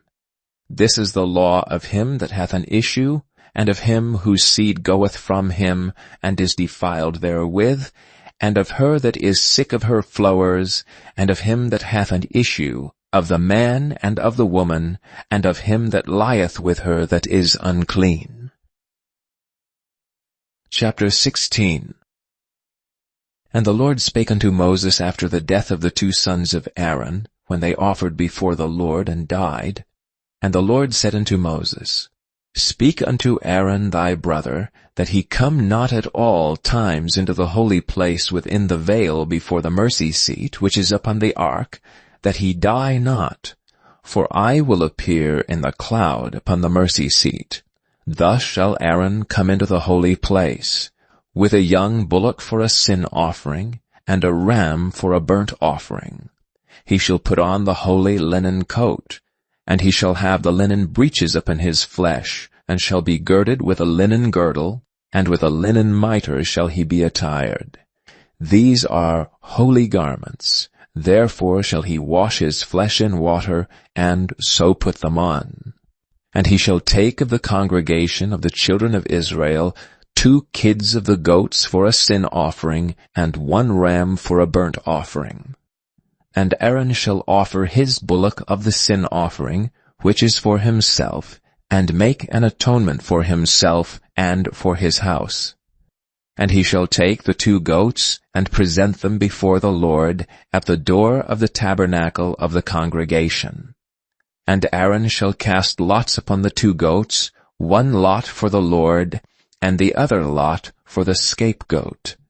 And Aaron shall bring the goat upon which the Lord's lot fell, and offer him for a sin offering. But the goat on which the lot fell to be the scapegoat shall be presented alive before the Lord, to make an atonement with him, and to let him go for a scapegoat into the wilderness. And Aaron shall bring the bullock of the sin offering which is for himself, and shall make an atonement for himself and for his house, and shall kill the bullock of the sin offering which is for himself. And he shall take a censer full of burning coals of fire from off the altar before the Lord, and his hands full of sweet incense beaten small, and bring it within the veil. And he shall put the incense upon the fire before the Lord, that the cloud of the incense may cover the mercy seat that is upon the testimony, that he die not. And he shall take of the blood of the bullock, and sprinkle it with his finger upon the mercy seat eastward, and before the mercy seat shall he sprinkle of the blood with his finger 7 times. Then shall he kill the goat of the sin offering that is for the people, and bring his blood within the veil, and do with that blood as he did with the blood of the bullock, and sprinkle it upon the mercy seat, and before the mercy seat.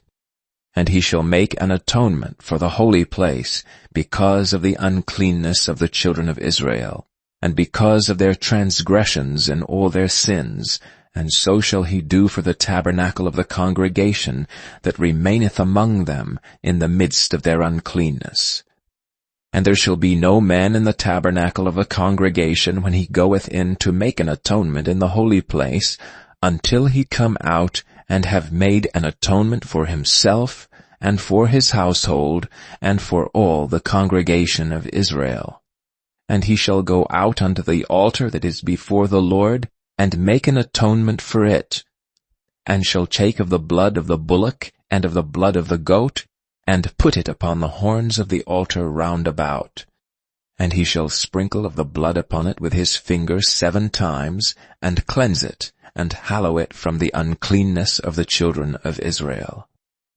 And when he hath made an end of reconciling the holy place, and the tabernacle of the congregation, and the altar, he shall bring the live goat. And Aaron shall lay both his hands upon the head of the live goat, and confess over him all the iniquities of the children of Israel, and all their transgressions and all their sins, putting them upon the head of the goat, and shall send him away by the hand of a fit man into the wilderness.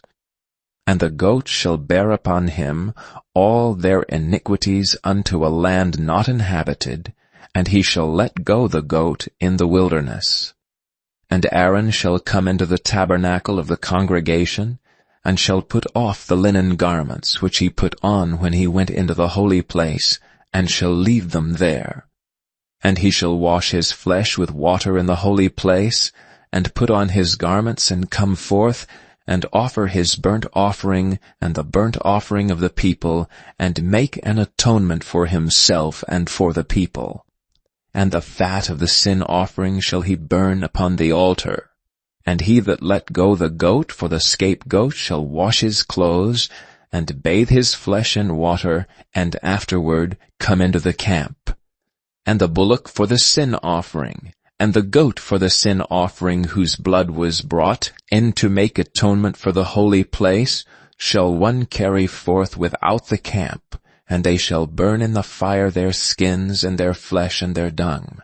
And he that burneth them shall wash his clothes, and bathe his flesh in water, and afterward he shall come into the camp. And this shall be a statute forever unto you, that in the 7th month, on the 10th day of the month, ye shall afflict your souls, and do no work at all, whether it be one of your own country or a stranger that sojourneth among you. For on that day shall the priest make an atonement for you, to cleanse you, that ye may be clean from all your sins before the Lord. It shall be a Sabbath of rest unto you, and ye shall afflict your souls by a statute forever.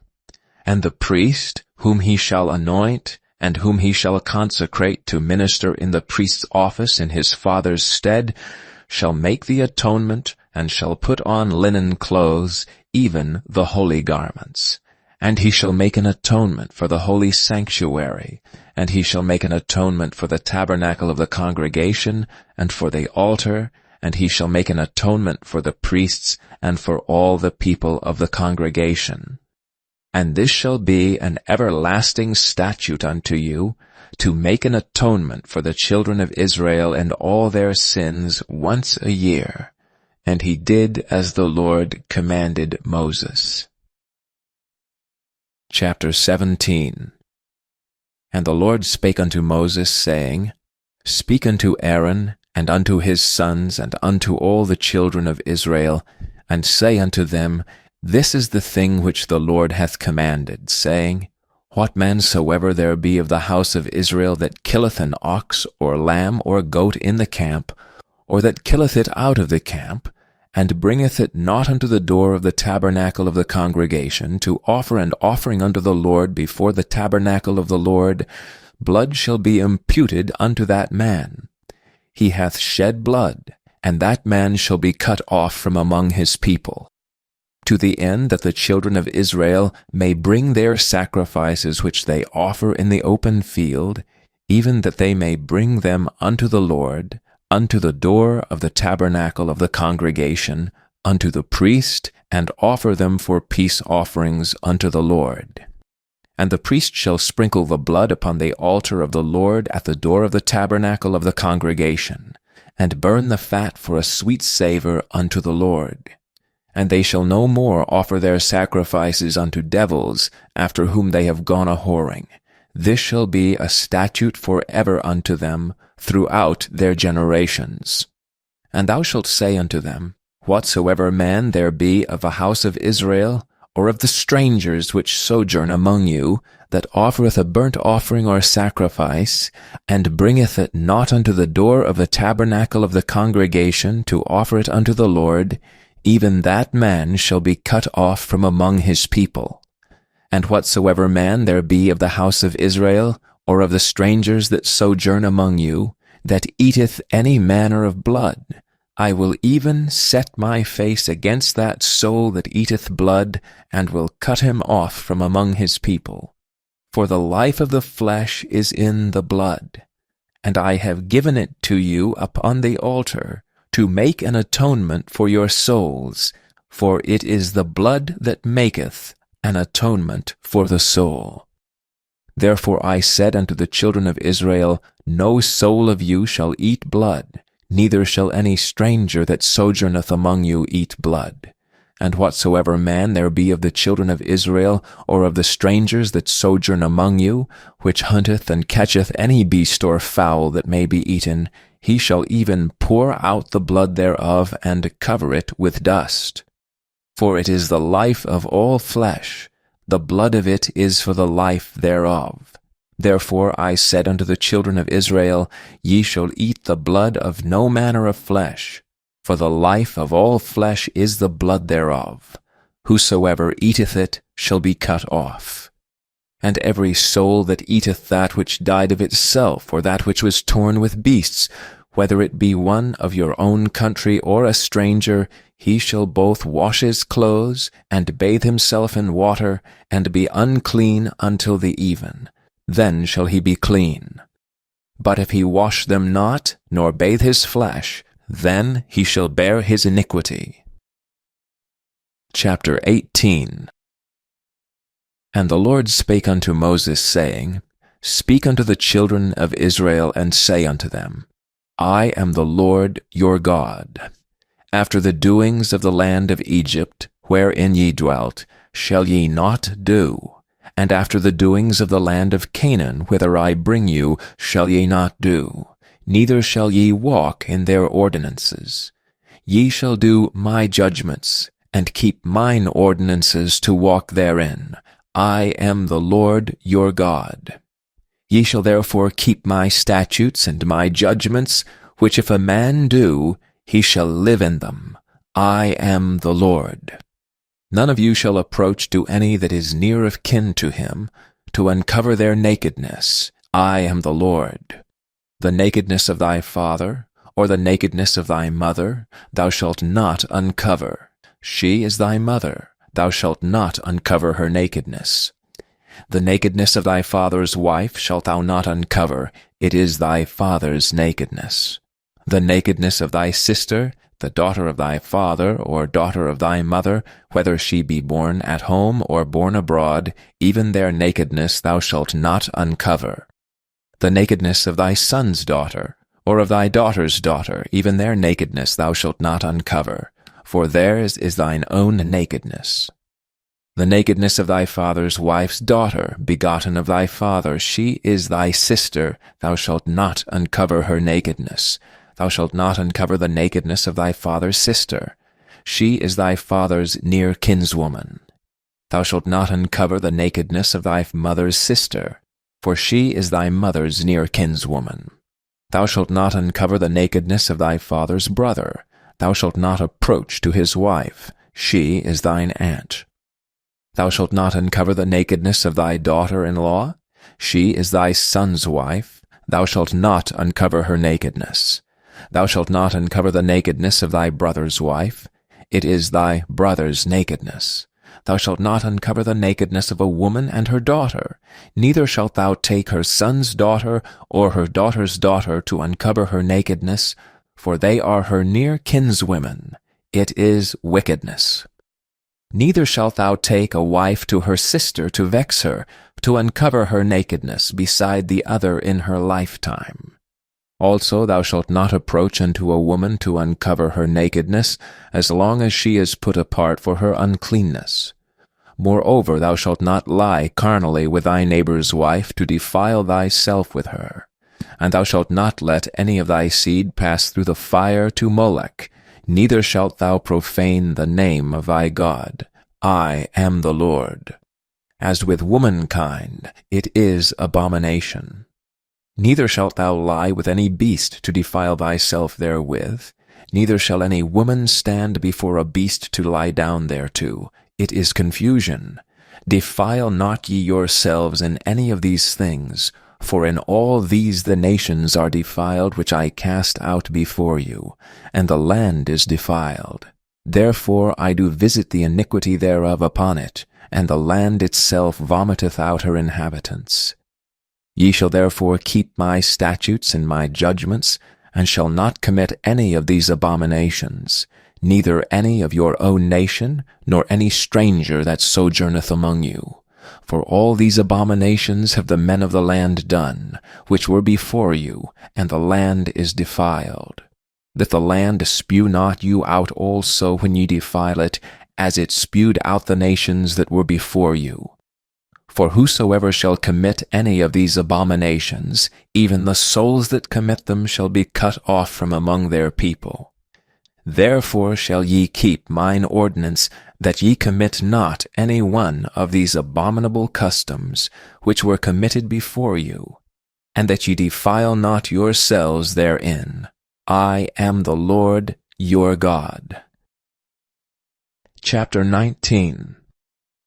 And the Lord spake unto Moses, saying, Speak unto all the congregation of the children of Israel, and say unto them, Ye shall be holy, for I, the Lord your God, am holy. Ye shall fear every man his mother and his father, and keep my Sabbaths. I am the Lord your God. Turn ye not unto idols, nor make to yourselves molten gods. I am the Lord your God. And if ye offer a sacrifice of peace offerings unto the Lord, ye shall offer it at your own will. It shall be eaten the same day ye offer it, and on the morrow, if aught remain until the third day, it shall be burnt in the fire. And if it be eaten at all on the third day, it is abominable. It shall not be accepted. Therefore every one that eateth it shall bear his iniquity, because he hath profaned the hallowed thing of the Lord, and that soul shall be cut off from among his people. And when ye reap the harvest of your land, thou shalt not wholly reap the corners of thy field, neither shalt thou gather the gleanings of thy harvest. And thou shalt not glean thy vineyard, neither shalt thou gather every grape of thy vineyard. Thou shalt leave them for the poor and stranger. I am the Lord your God.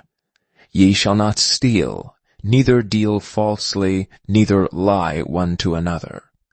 And ye shall not swear by my name falsely, neither shalt thou profane the name of thy God. I am the Lord. Thou shalt not defraud thy neighbor, neither rob him. The wages of him that is hired shall not abide with thee all night until the morning. Thou shalt not curse the deaf, nor put a stumbling block before the blind, but shalt fear the Lord thy God. I am the Lord. Ye shall do no unrighteousness in judgment. Thou shalt not respect the person of the poor, nor honor the person of the mighty, but in righteousness shalt thou judge thy neighbor. Thou shalt not go up and down as a talebearer among thy people, Neither shalt thou stand against the blood of thy neighbor. I am the Lord. Thou shalt not hate thy brother in thine heart. Thou shalt in any wise rebuke thy neighbor, and not suffer sin upon him. Thou shalt not avenge nor bear any grudge against the children of thy people, but thou shalt love thy neighbor as thyself. I am the Lord. Ye shall keep my statutes. Thou shalt not let thy cattle gender with a diverse kind. Thou shalt not sow thy field with mingled seed, neither shall a garment mingled of linen and woolen come upon thee. And whosoever lieth carnally with a woman, that is a bondmaid betrothed to an husband, and not at all redeemed, nor freedom given her, she shall be scourged. They shall not be put to death, because she was not free. And he shall bring his trespass offering unto the Lord, unto the door of the tabernacle of the congregation, even a ram for a trespass offering. And the priest shall make an atonement for him with the ram of a trespass offering before the Lord for his sin which he hath done, and the sin which he hath done shall be forgiven him. And when ye shall come into the land, and shall have planted all manner of trees for food, then ye shall count the fruit thereof as uncircumcised. 3 years shall it be as uncircumcised unto you. It shall not be eaten of. But in the 4th year all the fruit thereof shall be holy to praise the Lord withal. And in the 5th year shall ye eat of the fruit thereof, that it may yield unto you the increase thereof. I am the Lord your God. Ye shall not eat anything with blood, neither shall ye use enchantment, nor observe times. Ye shall not round the corners of your heads, neither shalt thou mar the corners of thy beard. Ye shall not make any cuttings in your flesh for the dead, nor print any marks upon you. I am the Lord. Do not prostitute thy daughter to cause her to be a whore, lest the land fall to whoredom, and the land become full of wickedness. Ye shall keep my Sabbaths, and reverence my sanctuary. I am the Lord. Regard not them that have familiar spirits, neither seek after wizards to be defiled by them. I am the Lord your God. Thou shalt rise up before the hoary head, and honor the face of the old man, and fear thy God. I am the Lord. And if a stranger sojourn with thee in your land, ye shall not vex him. If a stranger that dwelleth with you shall be unto you as one born among you, and thou shalt love him as thyself. For ye were strangers in the land of Egypt. I am the Lord your God. Ye shall do no unrighteousness in judgment, in meter yard, in weight, or in measure. Just balances, just weights, a just ephah, and a just hin shall ye have. I am the Lord your God, which brought you out of the land of Egypt. Therefore shall ye observe all my statutes and all my judgments, and do them. I am the Lord. Chapter 20. And the Lord spake unto Moses, saying, Again thou shalt say to the children of Israel, Whosoever he be of the children of Israel, or of the strangers that sojourn in Israel, that giveth any of his seed unto Molech, he shall surely be put to death. The people of the land shall stone him with stones.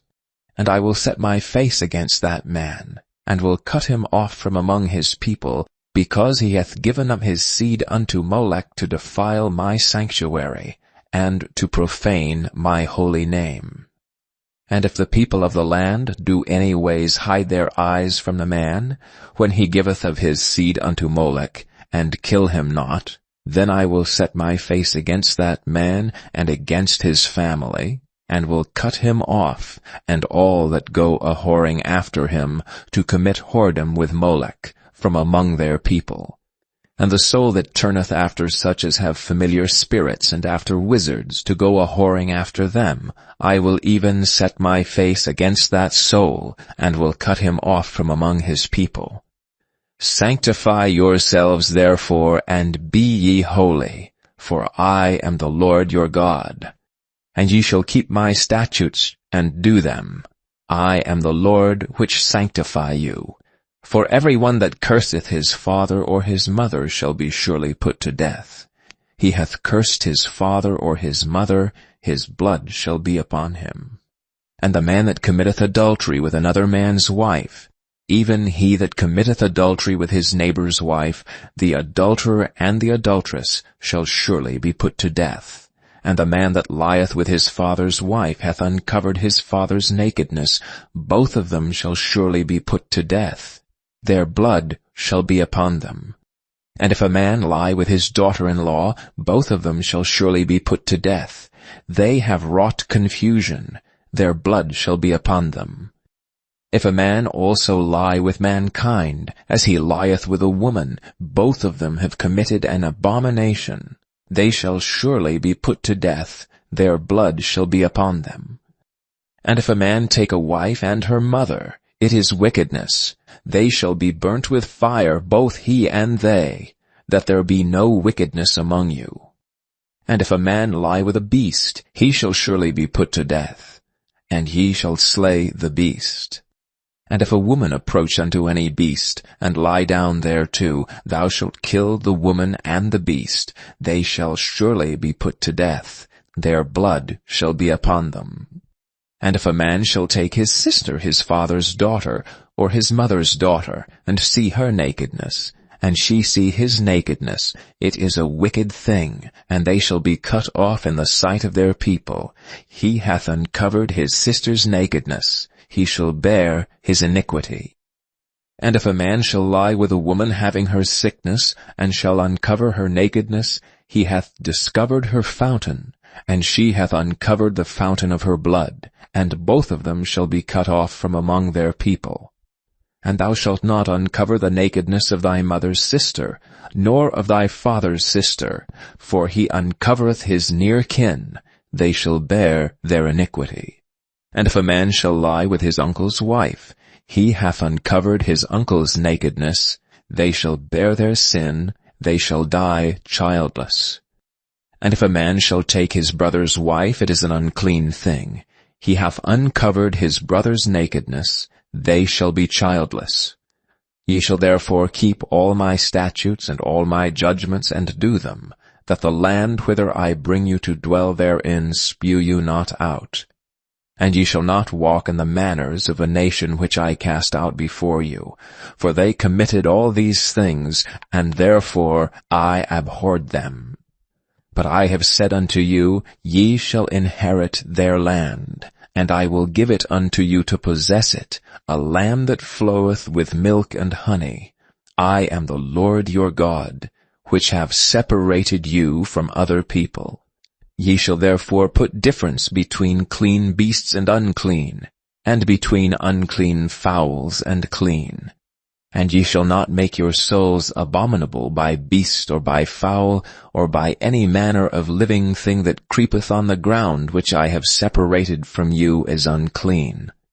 And ye shall be holy unto me, for I the Lord am holy, and have severed you from other people, that ye should be mine.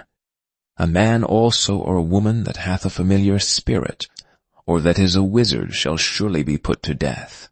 They shall stone them with stones, their blood shall be upon them. Chapter 21. And the Lord said unto Moses, Speak unto the priests the sons of Aaron, and say unto them, There shall none be defiled for the dead among his people, but for his kin that is near unto him, that is, for his mother, and for his father, and for his son, and for his daughter, and for his brother, and for his sister a virgin, that is nigh unto him, which hath had no husband, for her may he be defiled. But he shall not defile himself, being a chief man among his people, to profane himself. They shall not make baldness upon their head, neither shall they shave off the corner of their beard, nor make any cuttings in their flesh. They shall be holy unto their God, and not profane the name of their God. For the offerings of the Lord made by fire, and the bread of their God they do offer. Therefore they shall be holy. They shall not take a wife that is a whore, or profane. Neither shall they take a woman put away from her husband, for he is holy unto his God. Thou shalt sanctify him therefore, for he offereth the bread of thy God. He shall be holy unto thee, for I, the Lord, which sanctify you, am holy. And the daughter of any priest, if she profane herself by playing the whore, she profaneth her father, she shall be burnt with fire. And he that is the high priest among his brethren, upon whose head the anointing oil was poured, and that is consecrated to put on the garments, shall not uncover his head, nor rend his clothes, neither shall he go into any dead body, nor defile himself for his father or for his mother. Neither shall he go out of the sanctuary, nor profane the sanctuary of his God. For the crown of the anointing oil of his God is upon him. I am the Lord. And he shall take a wife in her virginity. A widow, or a divorced woman, or profane, or an harlot, these shall he not take, but he shall take a virgin of his own people to wife. Neither shall he profane his seed among his people, for I, the Lord, do sanctify him. And the Lord spake unto Moses, saying, Speak unto Aaron, saying, Whosoever he be of thy seed and their generation, that hath any blemish, let him not approach to offer the bread of his God. For whatsoever man he be that hath a blemish, he shall not approach, a blind man, or a lame, or he that hath a flat nose, or anything superfluous, or a man that is broken-footed or broken-handed, or crook-backed, or a dwarf, or that hath a blemish in his eye, or be scurvy, or scabbed, or hath his stones broken. No man that hath a blemish of the seed of Aaron the priest shall come nigh to offer the offerings of the Lord made by fire. He hath a blemish. He shall not come nigh to offer the bread of his God. He shall eat the bread of his God, both of the most holy and of the holy. Only he shall not go in unto the veil, nor come nigh unto the altar, because he hath a blemish, that he profane not my sanctuaries. For I, the Lord, do sanctify them. And Moses told it unto Aaron, and to his sons, and to all the children of Israel. Chapter 22.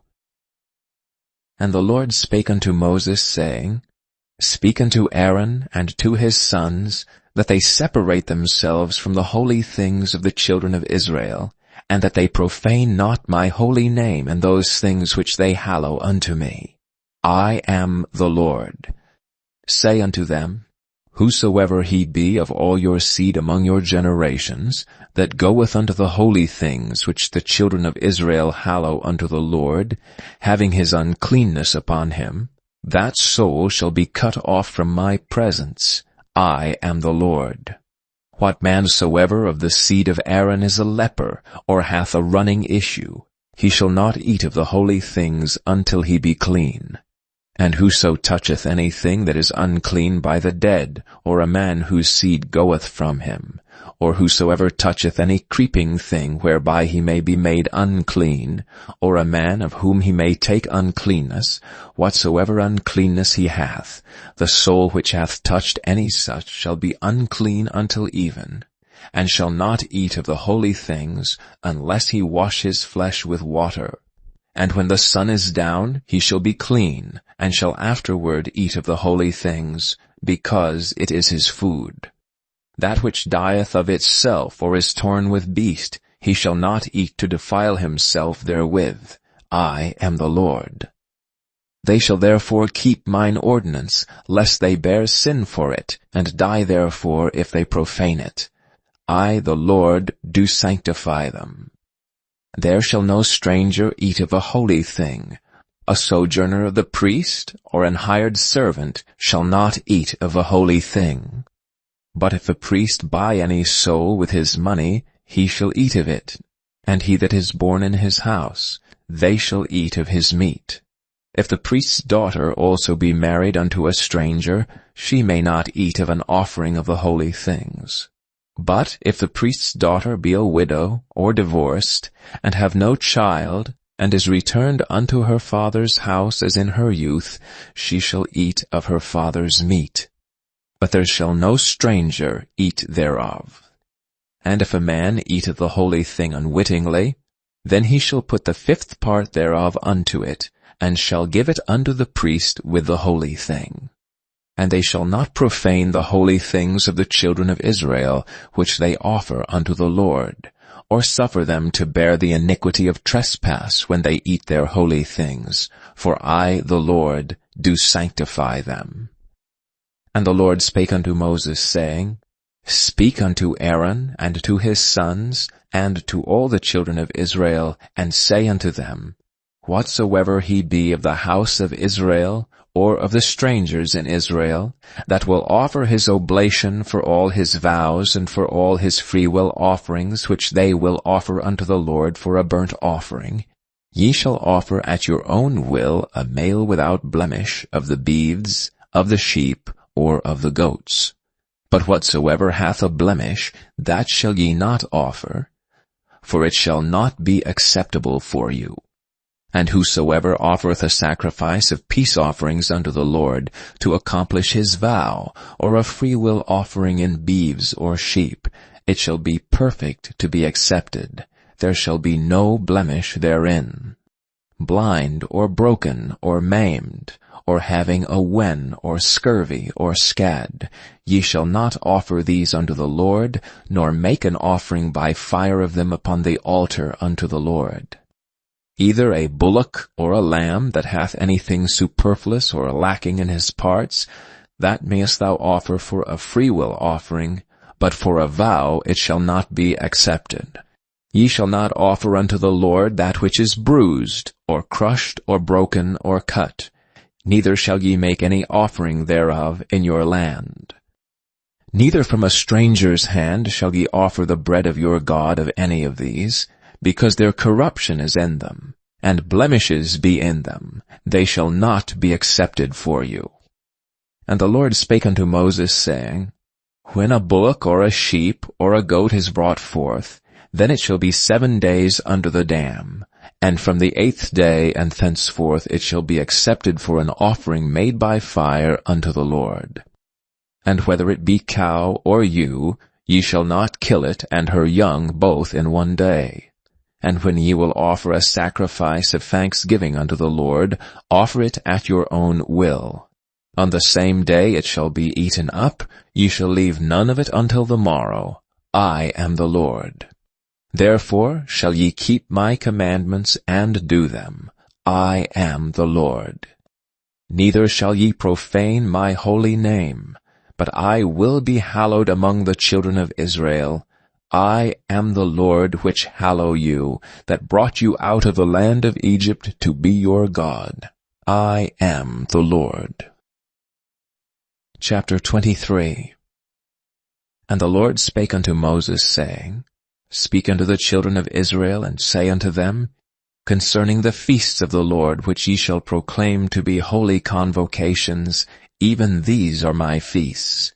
6 days shall work be done, but the 7th day is the Sabbath of rest and holy convocation. Ye shall do no work therein. It is the Sabbath of the Lord in all your dwellings. These are the feasts of the Lord, even holy convocations, which ye shall proclaim in their seasons. In the 14th day of the 1st month at even is the Lord's Passover. And on the 15th day of the same month is the feast of unleavened bread unto the Lord. 7 days ye must eat unleavened bread. In the 1st day ye shall have an holy convocation. Ye shall do no servile work therein. But ye shall offer an offering made by fire unto the Lord 7 days. In the 7th day is an holy convocation. Ye shall do no servile work therein. And the Lord spake unto Moses, saying, Speak unto the children of Israel, and say unto them, When ye be come into the land which I give unto you, and shall reap the harvest thereof, then ye shall bring a sheaf of the first fruits of your harvest unto the priest. And he shall wave the sheaf before the Lord, to be accepted for you. On the morrow after the Sabbath the priest shall wave it. And ye shall offer that day, when ye wave the sheaf, an he lamb without blemish of the first year for a burnt offering unto the Lord.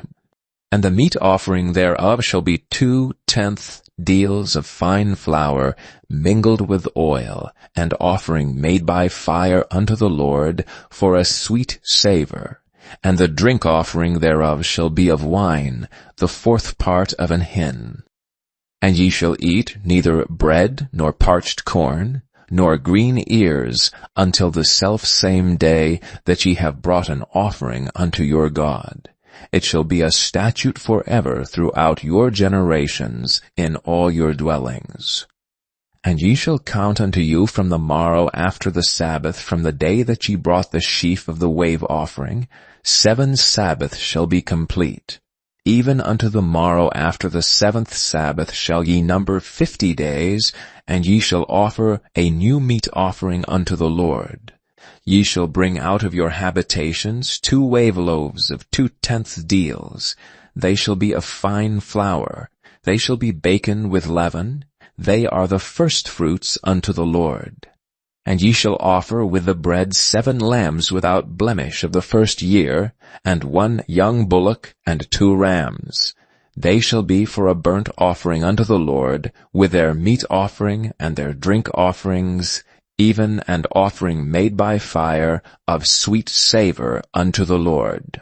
Then ye shall sacrifice 1 kid of the goats for a sin offering, and 2 lambs of the first year for a sacrifice of peace offerings.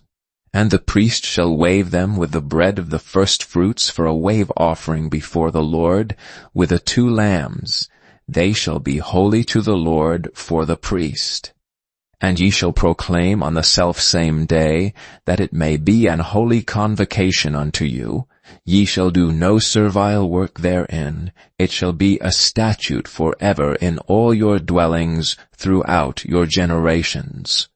And when ye reap the harvest of your land, thou shalt not make clean riddance of the corners of thy field when thou reapest, neither shalt thou gather any gleaning of thy harvest. Thou shalt leave them unto the poor and to the stranger. I am the Lord your God. And the Lord spake unto Moses, saying, Speak unto the children of Israel, saying, In the 7th month, in the 1st day of the month, shall ye have a Sabbath, a memorial of blowing of trumpets, and holy convocation. Ye shall do no servile work therein, but ye shall offer an offering made by fire unto the Lord. And the Lord spake unto Moses, saying, Also on the 10th day of this 7th month there shall be a day of atonement. It shall be an holy convocation unto you, and ye shall afflict your souls, and offer an offering made by fire unto the Lord. And ye shall do no work in that same day, for it is a day of atonement, to make an atonement for you before the Lord your God. For whatsoever soul it be that shall not be afflicted in that same day, he shall be cut off from among his people. And whatsoever soul it be that doeth any work in that same day, the same soul will I destroy from among his people. Ye shall do no manner of work. It shall be a statute forever throughout your generations in all your dwellings. It shall be unto you a Sabbath of rest, and ye shall afflict your souls. In the 9th day of the month at even, from even unto even, shall ye celebrate your Sabbath. And the Lord spake unto Moses, saying, Speak unto the children of Israel, saying, The 15th day of this 7th month shall be the Feast of Tabernacles for 7 days unto the Lord. On the 1st day shall be an holy convocation. Ye shall do no servile work therein. 7 days ye shall offer an offering made by fire unto the Lord. On the 8th day shall be an holy convocation unto you. And ye shall offer an offering made by fire unto the Lord. It is a solemn assembly, and ye shall do no servile work therein.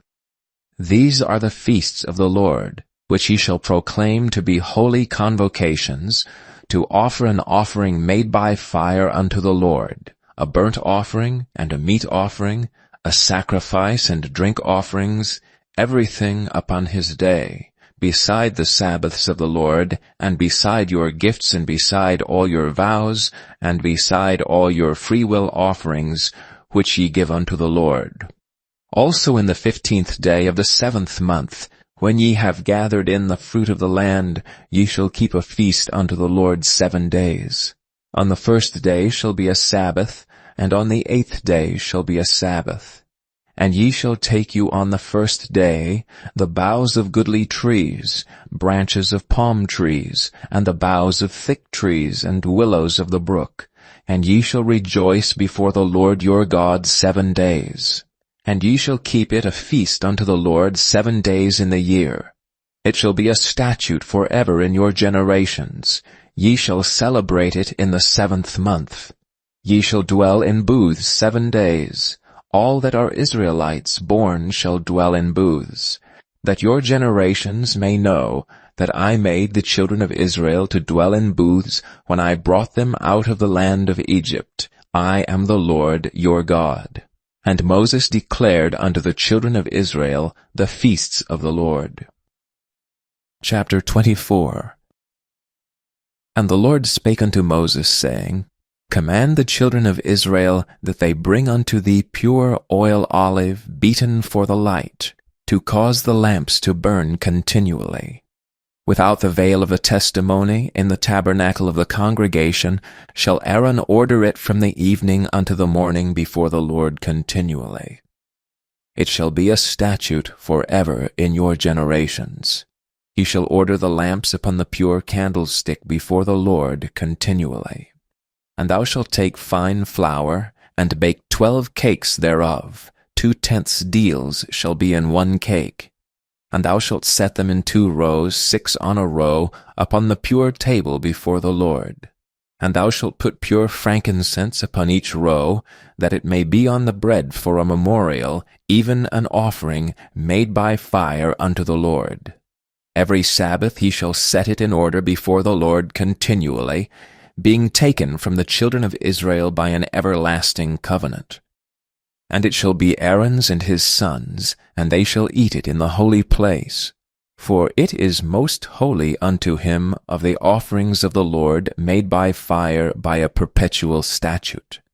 And the son of an Israelitish woman, whose father was an Egyptian, went out among the children of Israel, and this son of the Israelitish woman and a man of Israel strove together in the camp.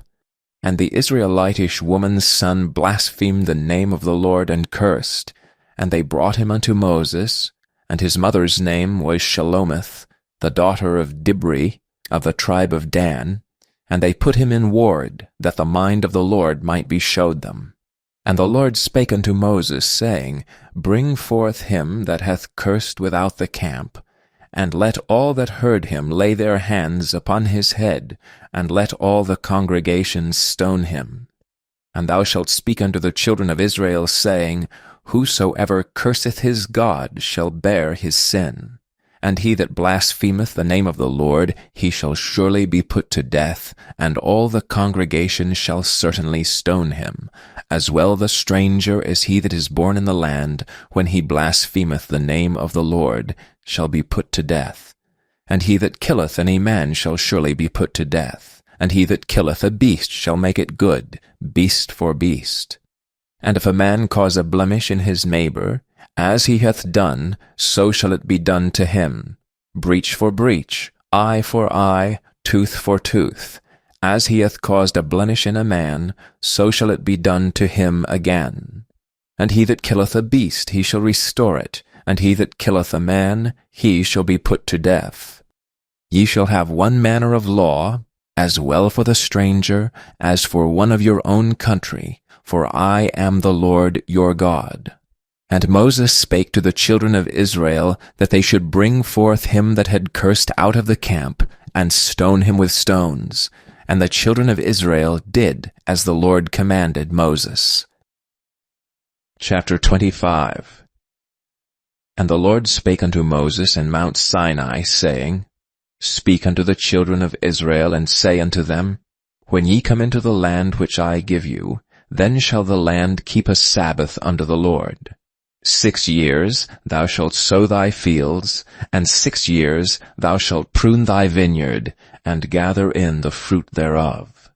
But in the 7th year shall be a Sabbath of rest unto the land, a Sabbath for the Lord. Thou shalt neither sow thy field, nor prune thy vineyard. That which groweth of its own accord by thy harvest thou shalt not reap, neither gather the grapes of thy vine undressed, for it is a year of rest unto the land. And the Sabbath of the land shall be meat for you, for thee, and for thy servant, and for thy maid, and for thy hired servant, and for thy stranger that sojourneth with thee, and for thy cattle, and for the beasts that are in thy land, shall all the increase thereof be meat. And thou shalt number 7 Sabbaths of years unto thee, 7 times 7 years. And the space of the 7 Sabbaths of years shall be unto thee 49 years. Then shalt thou cause the trumpet of the Jubilee to sound on the 10th day of the 7th month, and the day of atonement shall ye make the trumpet sound throughout all your land.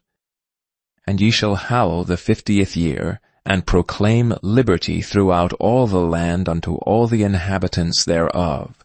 It shall be a jubilee unto you, and ye shall return every man unto his possession, and ye shall return every man unto his family. A jubilee shall that 50th year be unto you. Ye shall not sow, neither reap that which groweth of itself in it, nor gather the grapes in it of thy vine undressed. For it is the jubilee. It shall be holy unto you. Ye shall eat the increase thereof out of the field. In the year of this jubilee ye shall return every man unto his possession. And if thou sell aught unto thy neighbor, or buyest aught of thy neighbor's hand, ye shall not oppress one another. According to the number of years after the jubilee, thou shalt buy of thy neighbor, and according unto the number of years of the fruits he shall sell unto thee. According to the multitude of years thou shalt increase the price thereof, and according to the fewness of the years thou shalt diminish the price of it. For according to the number of the years of the fruits doth he sell unto thee. Ye shall not therefore oppress one another, but thou shalt fear thy God, for I am the Lord your God. Wherefore ye shall do my statutes, and keep my judgments, and do them. And ye shall dwell in the land in safety, and the land shall yield her fruit, and ye shall eat your fill, and dwell therein in safety. And if ye shall say, What shall we eat the 7th year? Behold, we shall not sow, nor gather in our increase. Then I will command my blessing upon you in the 6th year, and it shall bring forth fruit for 3 years. And ye shall sow the 8th year, and eat yet of the old fruit until the 9th year. Until her fruits come in, ye shall eat of the old store. The land shall not be sold forever, for the land is mine. For ye are strangers and sojourners with me. And in all the land of your possession ye shall grant a redemption for the land. If thy brother be waxen poor, and have sold away some of his possession, and if any of his kin come to redeem it, then shall he redeem that which his brother sold. And if a man have none to redeem it, and himself be able to redeem it, then let him count the years of the sale thereof, and restore the overplus unto the man to whom he sold it, that he may return unto his possession. But if he be not able to restore it to him, then that which is sold shall remain in the hand of him that hath bought it until the year of Jubilee, and in the Jubilee it shall go out, and he shall return unto his possession. And if a man sell a dwelling house in a walled city, then he may redeem it within a whole year after it is sold, within a full year may he redeem it. And if it be not redeemed within the space of a full year, then the house that is in the walled city shall be established for ever to him that bought it throughout his generations. It shall not go out in the Jubilee. But the houses of the villages which have no wall round about them shall be counted as the fields of the country. They may be redeemed, and they shall go out in the Jubilee. Notwithstanding the cities of the Levites, and the houses of the cities of their possession, may the Levites redeem at any time. And if a man purchase of the Levites, then the house that was sold, and the city of his possession, shall go out in the year of Jubilee, for the houses of the cities of the Levites are their possession among the children of Israel. But the field of the suburbs of their cities may not be sold, for it is their perpetual possession. And if thy brother be waxen poor, and fallen in decay with thee, then thou shalt relieve him, yea, though he be a stranger or a sojourner, that he may live with thee. Take thou no usury of him, or increase, but fear thy God, that thy brother may live with thee. Thou shalt not give him thy money upon usury, nor lend him thy victuals for increase. I am the Lord your God, which brought you forth out of the land of Egypt, to give you the land of Canaan, and to be your God. And if thy brother that dwelleth by thee be waxen poor, and be sold unto thee, thou shalt not compel him to serve as a bondservant, but as an hired servant, and as a sojourner, he shall be with thee, and shall serve thee unto the year of Jubilee. And then shall he depart from thee, both he and his children with him, and shall return unto his own family, and unto the possession of his fathers shall he return. For they are my servants which I brought forth out of the land of Egypt. They shall not be sold as bondmen. Thou shalt not rule over him with rigor, but shalt fear thy God. Both thy bondmen and thy bondmaids which thou shalt have shall be of the heathen that are round about you. Of them shall ye buy bondmen and bondmaids. Moreover, of the children of the strangers that do sojourn among you, of them shall ye buy, and of their families that are with you, which they begat in your land, and they shall be your possession.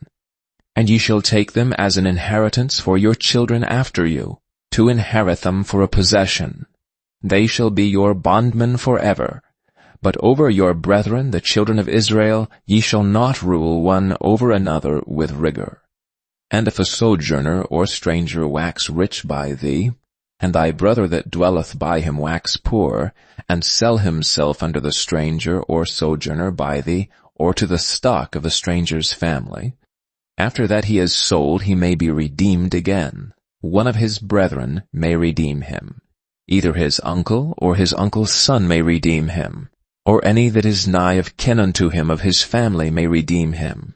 Or, if he be able, he may redeem himself. And he shall reckon with him that bought him from the year that he was sold to him unto the year of Jubilee.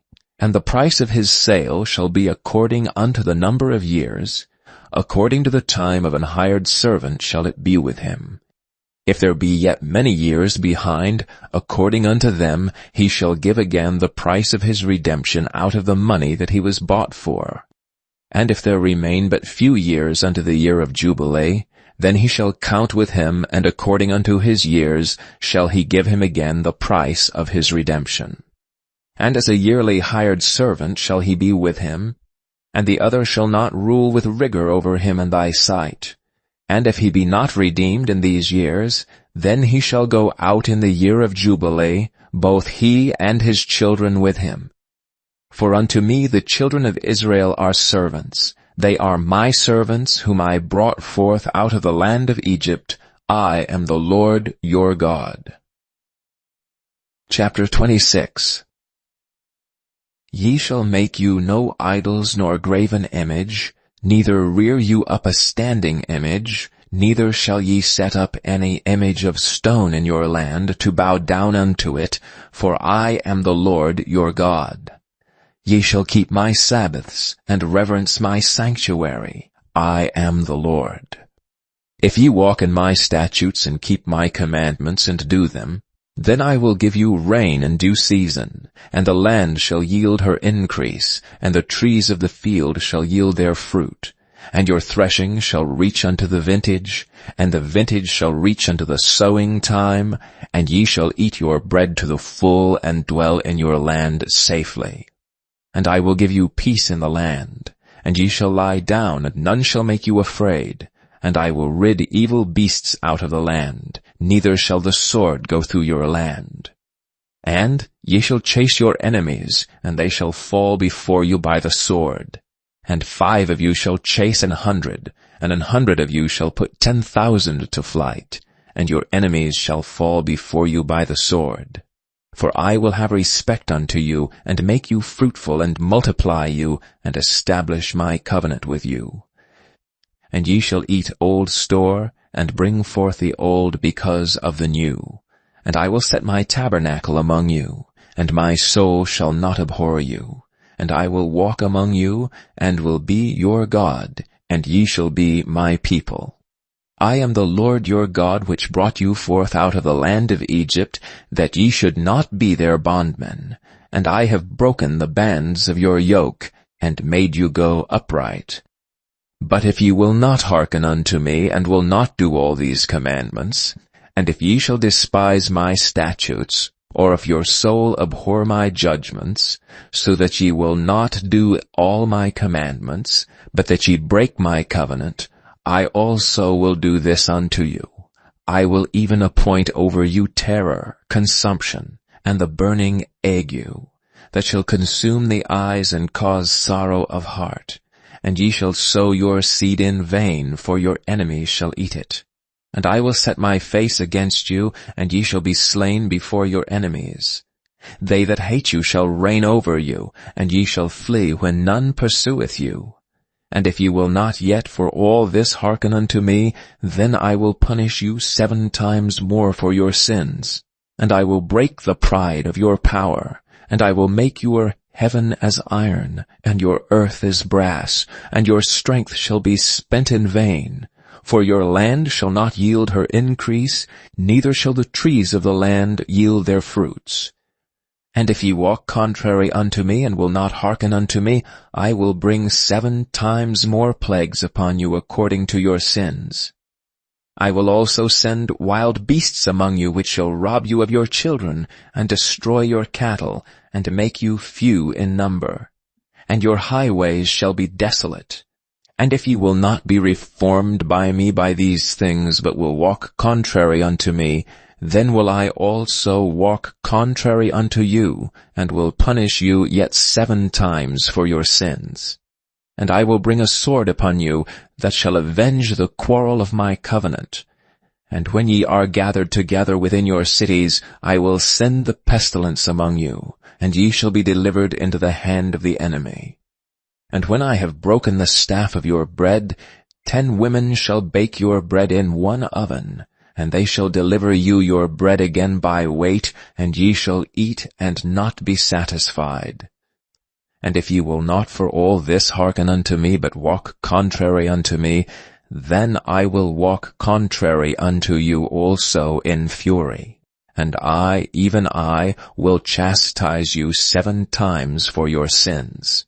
And ye shall eat the flesh of your sons, and the flesh of your daughters shall ye eat. And I will destroy your high places, and cut down your images, and cast your carcasses upon the carcasses of your idols, and my soul shall abhor you. And I will make your cities waste, and bring your sanctuaries unto desolation, and I will not smell the savor of your sweet odors. And I will bring the land unto desolation, and your enemies which dwell therein shall be astonished at it.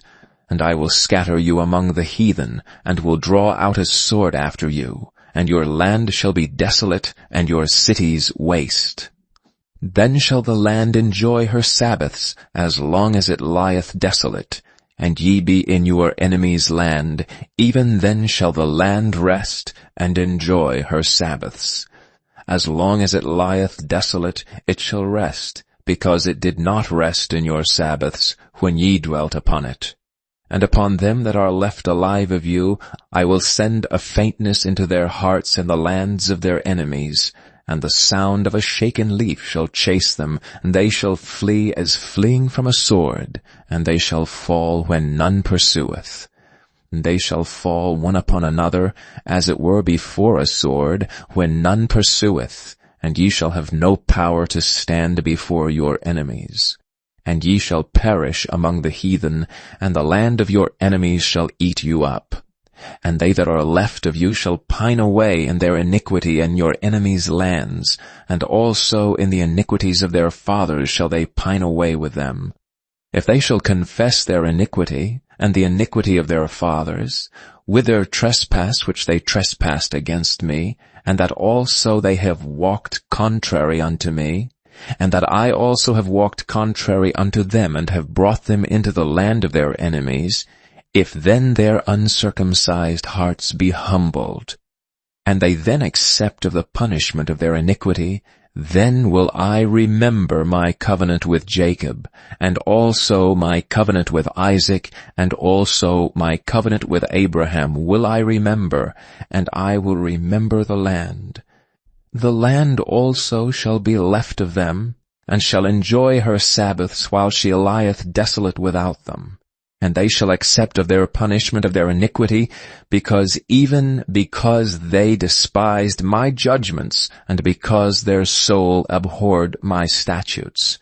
And yet for all that, when they be in the land of their enemies, I will not cast them away, neither will I abhor them, to destroy them utterly, and to break my covenant with them. For I am the Lord their God.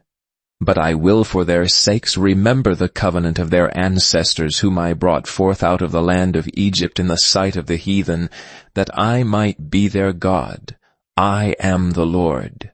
These are the statutes and the judgments and laws, which the Lord made between him and the children of Israel in Mount Sinai, by the hand of Moses.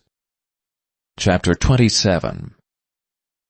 And the Lord spake unto Moses, saying, Speak unto the children of Israel, and say unto them, When a man shall make a singular vow, the person shall be for the Lord by thy estimation. And thy estimation shall be of the male from 20 years old, even unto 60 years old. Even thy estimation shall be 50 shekels of silver, after the shekel of the sanctuary. And if it be a female, then thy estimation shall be 30 shekels. And if it be from 5 years old, even unto 20 years old, then thy estimation shall be of the male 20 shekels, and for the female 10 shekels. And if it be from a month old, even unto 5 years old, then thy estimation shall be of the male 5 shekels of silver, and for the female thy estimation shall be 3 shekels of silver. And if it be from 60 years old and above, if it be a male, then thy estimation shall be 15 shekels, and for the female 10 shekels. And if he be poorer than thy estimation, then he shall present himself before the priest, and the priest shall value him. According to his ability that vowed shall the priest value him. And if it be a beast whereof man bring an offering unto the Lord, all that any man giveth of such unto the Lord shall be holy. He shall not alter it, nor change it, a good for a bad, or a bad for a good. And if he shall at all change beast for beast, then it and the exchange thereof shall be holy. And if it be any unclean beast, of which they do not offer a sacrifice unto the Lord, then he shall present the beast before the priest, and the priest shall value it, whether it be good or bad. As thou valuest it who art the priest, so shall it be. But if he will at all redeem it, then he shall add a 5th part thereof unto thy estimation. And when a man shall sanctify his house to be holy unto the Lord, then the priest shall estimate it, whether it be good or bad. As the priest shall estimate it, so shall it stand. And if he that sanctified it will redeem his house, then he shall add the 5th part of the money of thy estimation unto it, and it shall be his. And if a man shall sanctify unto the Lord some part of a field of his possession, then thy estimation shall be according to the seed thereof. An homer of barley seed shall be valued at 50 shekels of silver.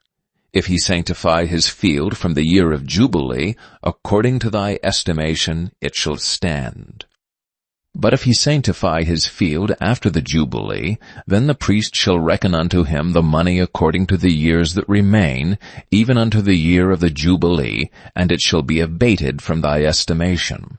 And if he that sanctified the field will in any wise redeem it, Then he shall add the 5th part of the money of thy estimation unto it, and it shall be assured to him. And if he will not redeem the field, or if he have sold the field to another man, it shall not be redeemed any more. But the field, when it goeth out in the Jubilee, shall be holy unto the Lord, as a field devoted. The possession thereof shall be the priest's. And if a man sanctify unto the Lord a field which he hath bought, which is not of the fields of his possession, then the priest shall reckon unto him the worth of thy estimation, even unto the year of the Jubilee.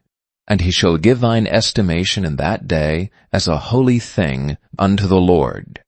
And in the year of the Jubilee the field shall return unto him of whom it was bought, even to him to whom the possession of the land did belong. And all thy estimation shall be according to the shekel of the sanctuary. 20 gerahs shall be the shekel. Only the firstling of the beasts which should be the Lord's firstling, no man shall sanctify it. Whether it be ox or sheep, it is the Lord's. And if it be of an unclean beast, then he shall redeem it according to thine estimation, and add a 5th part of it thereto. Or if it be not redeemed, then it shall be sold according to thy estimation. Notwithstanding, no devoted thing that a man shall devote unto the Lord of all that he hath, both of man and beast, and of the field of his possession, shall be sold or redeemed. Every devoted thing is most holy unto the Lord. None devoted which shall be devoted of men shall be redeemed, but shall surely be put to death. And all the tithe of the land, whether of the seed of the land or of the fruit of the tree, is the Lord's. It is holy unto the Lord. And if a man will at all redeem aught of his tithes, he shall add thereto the 5th part thereof.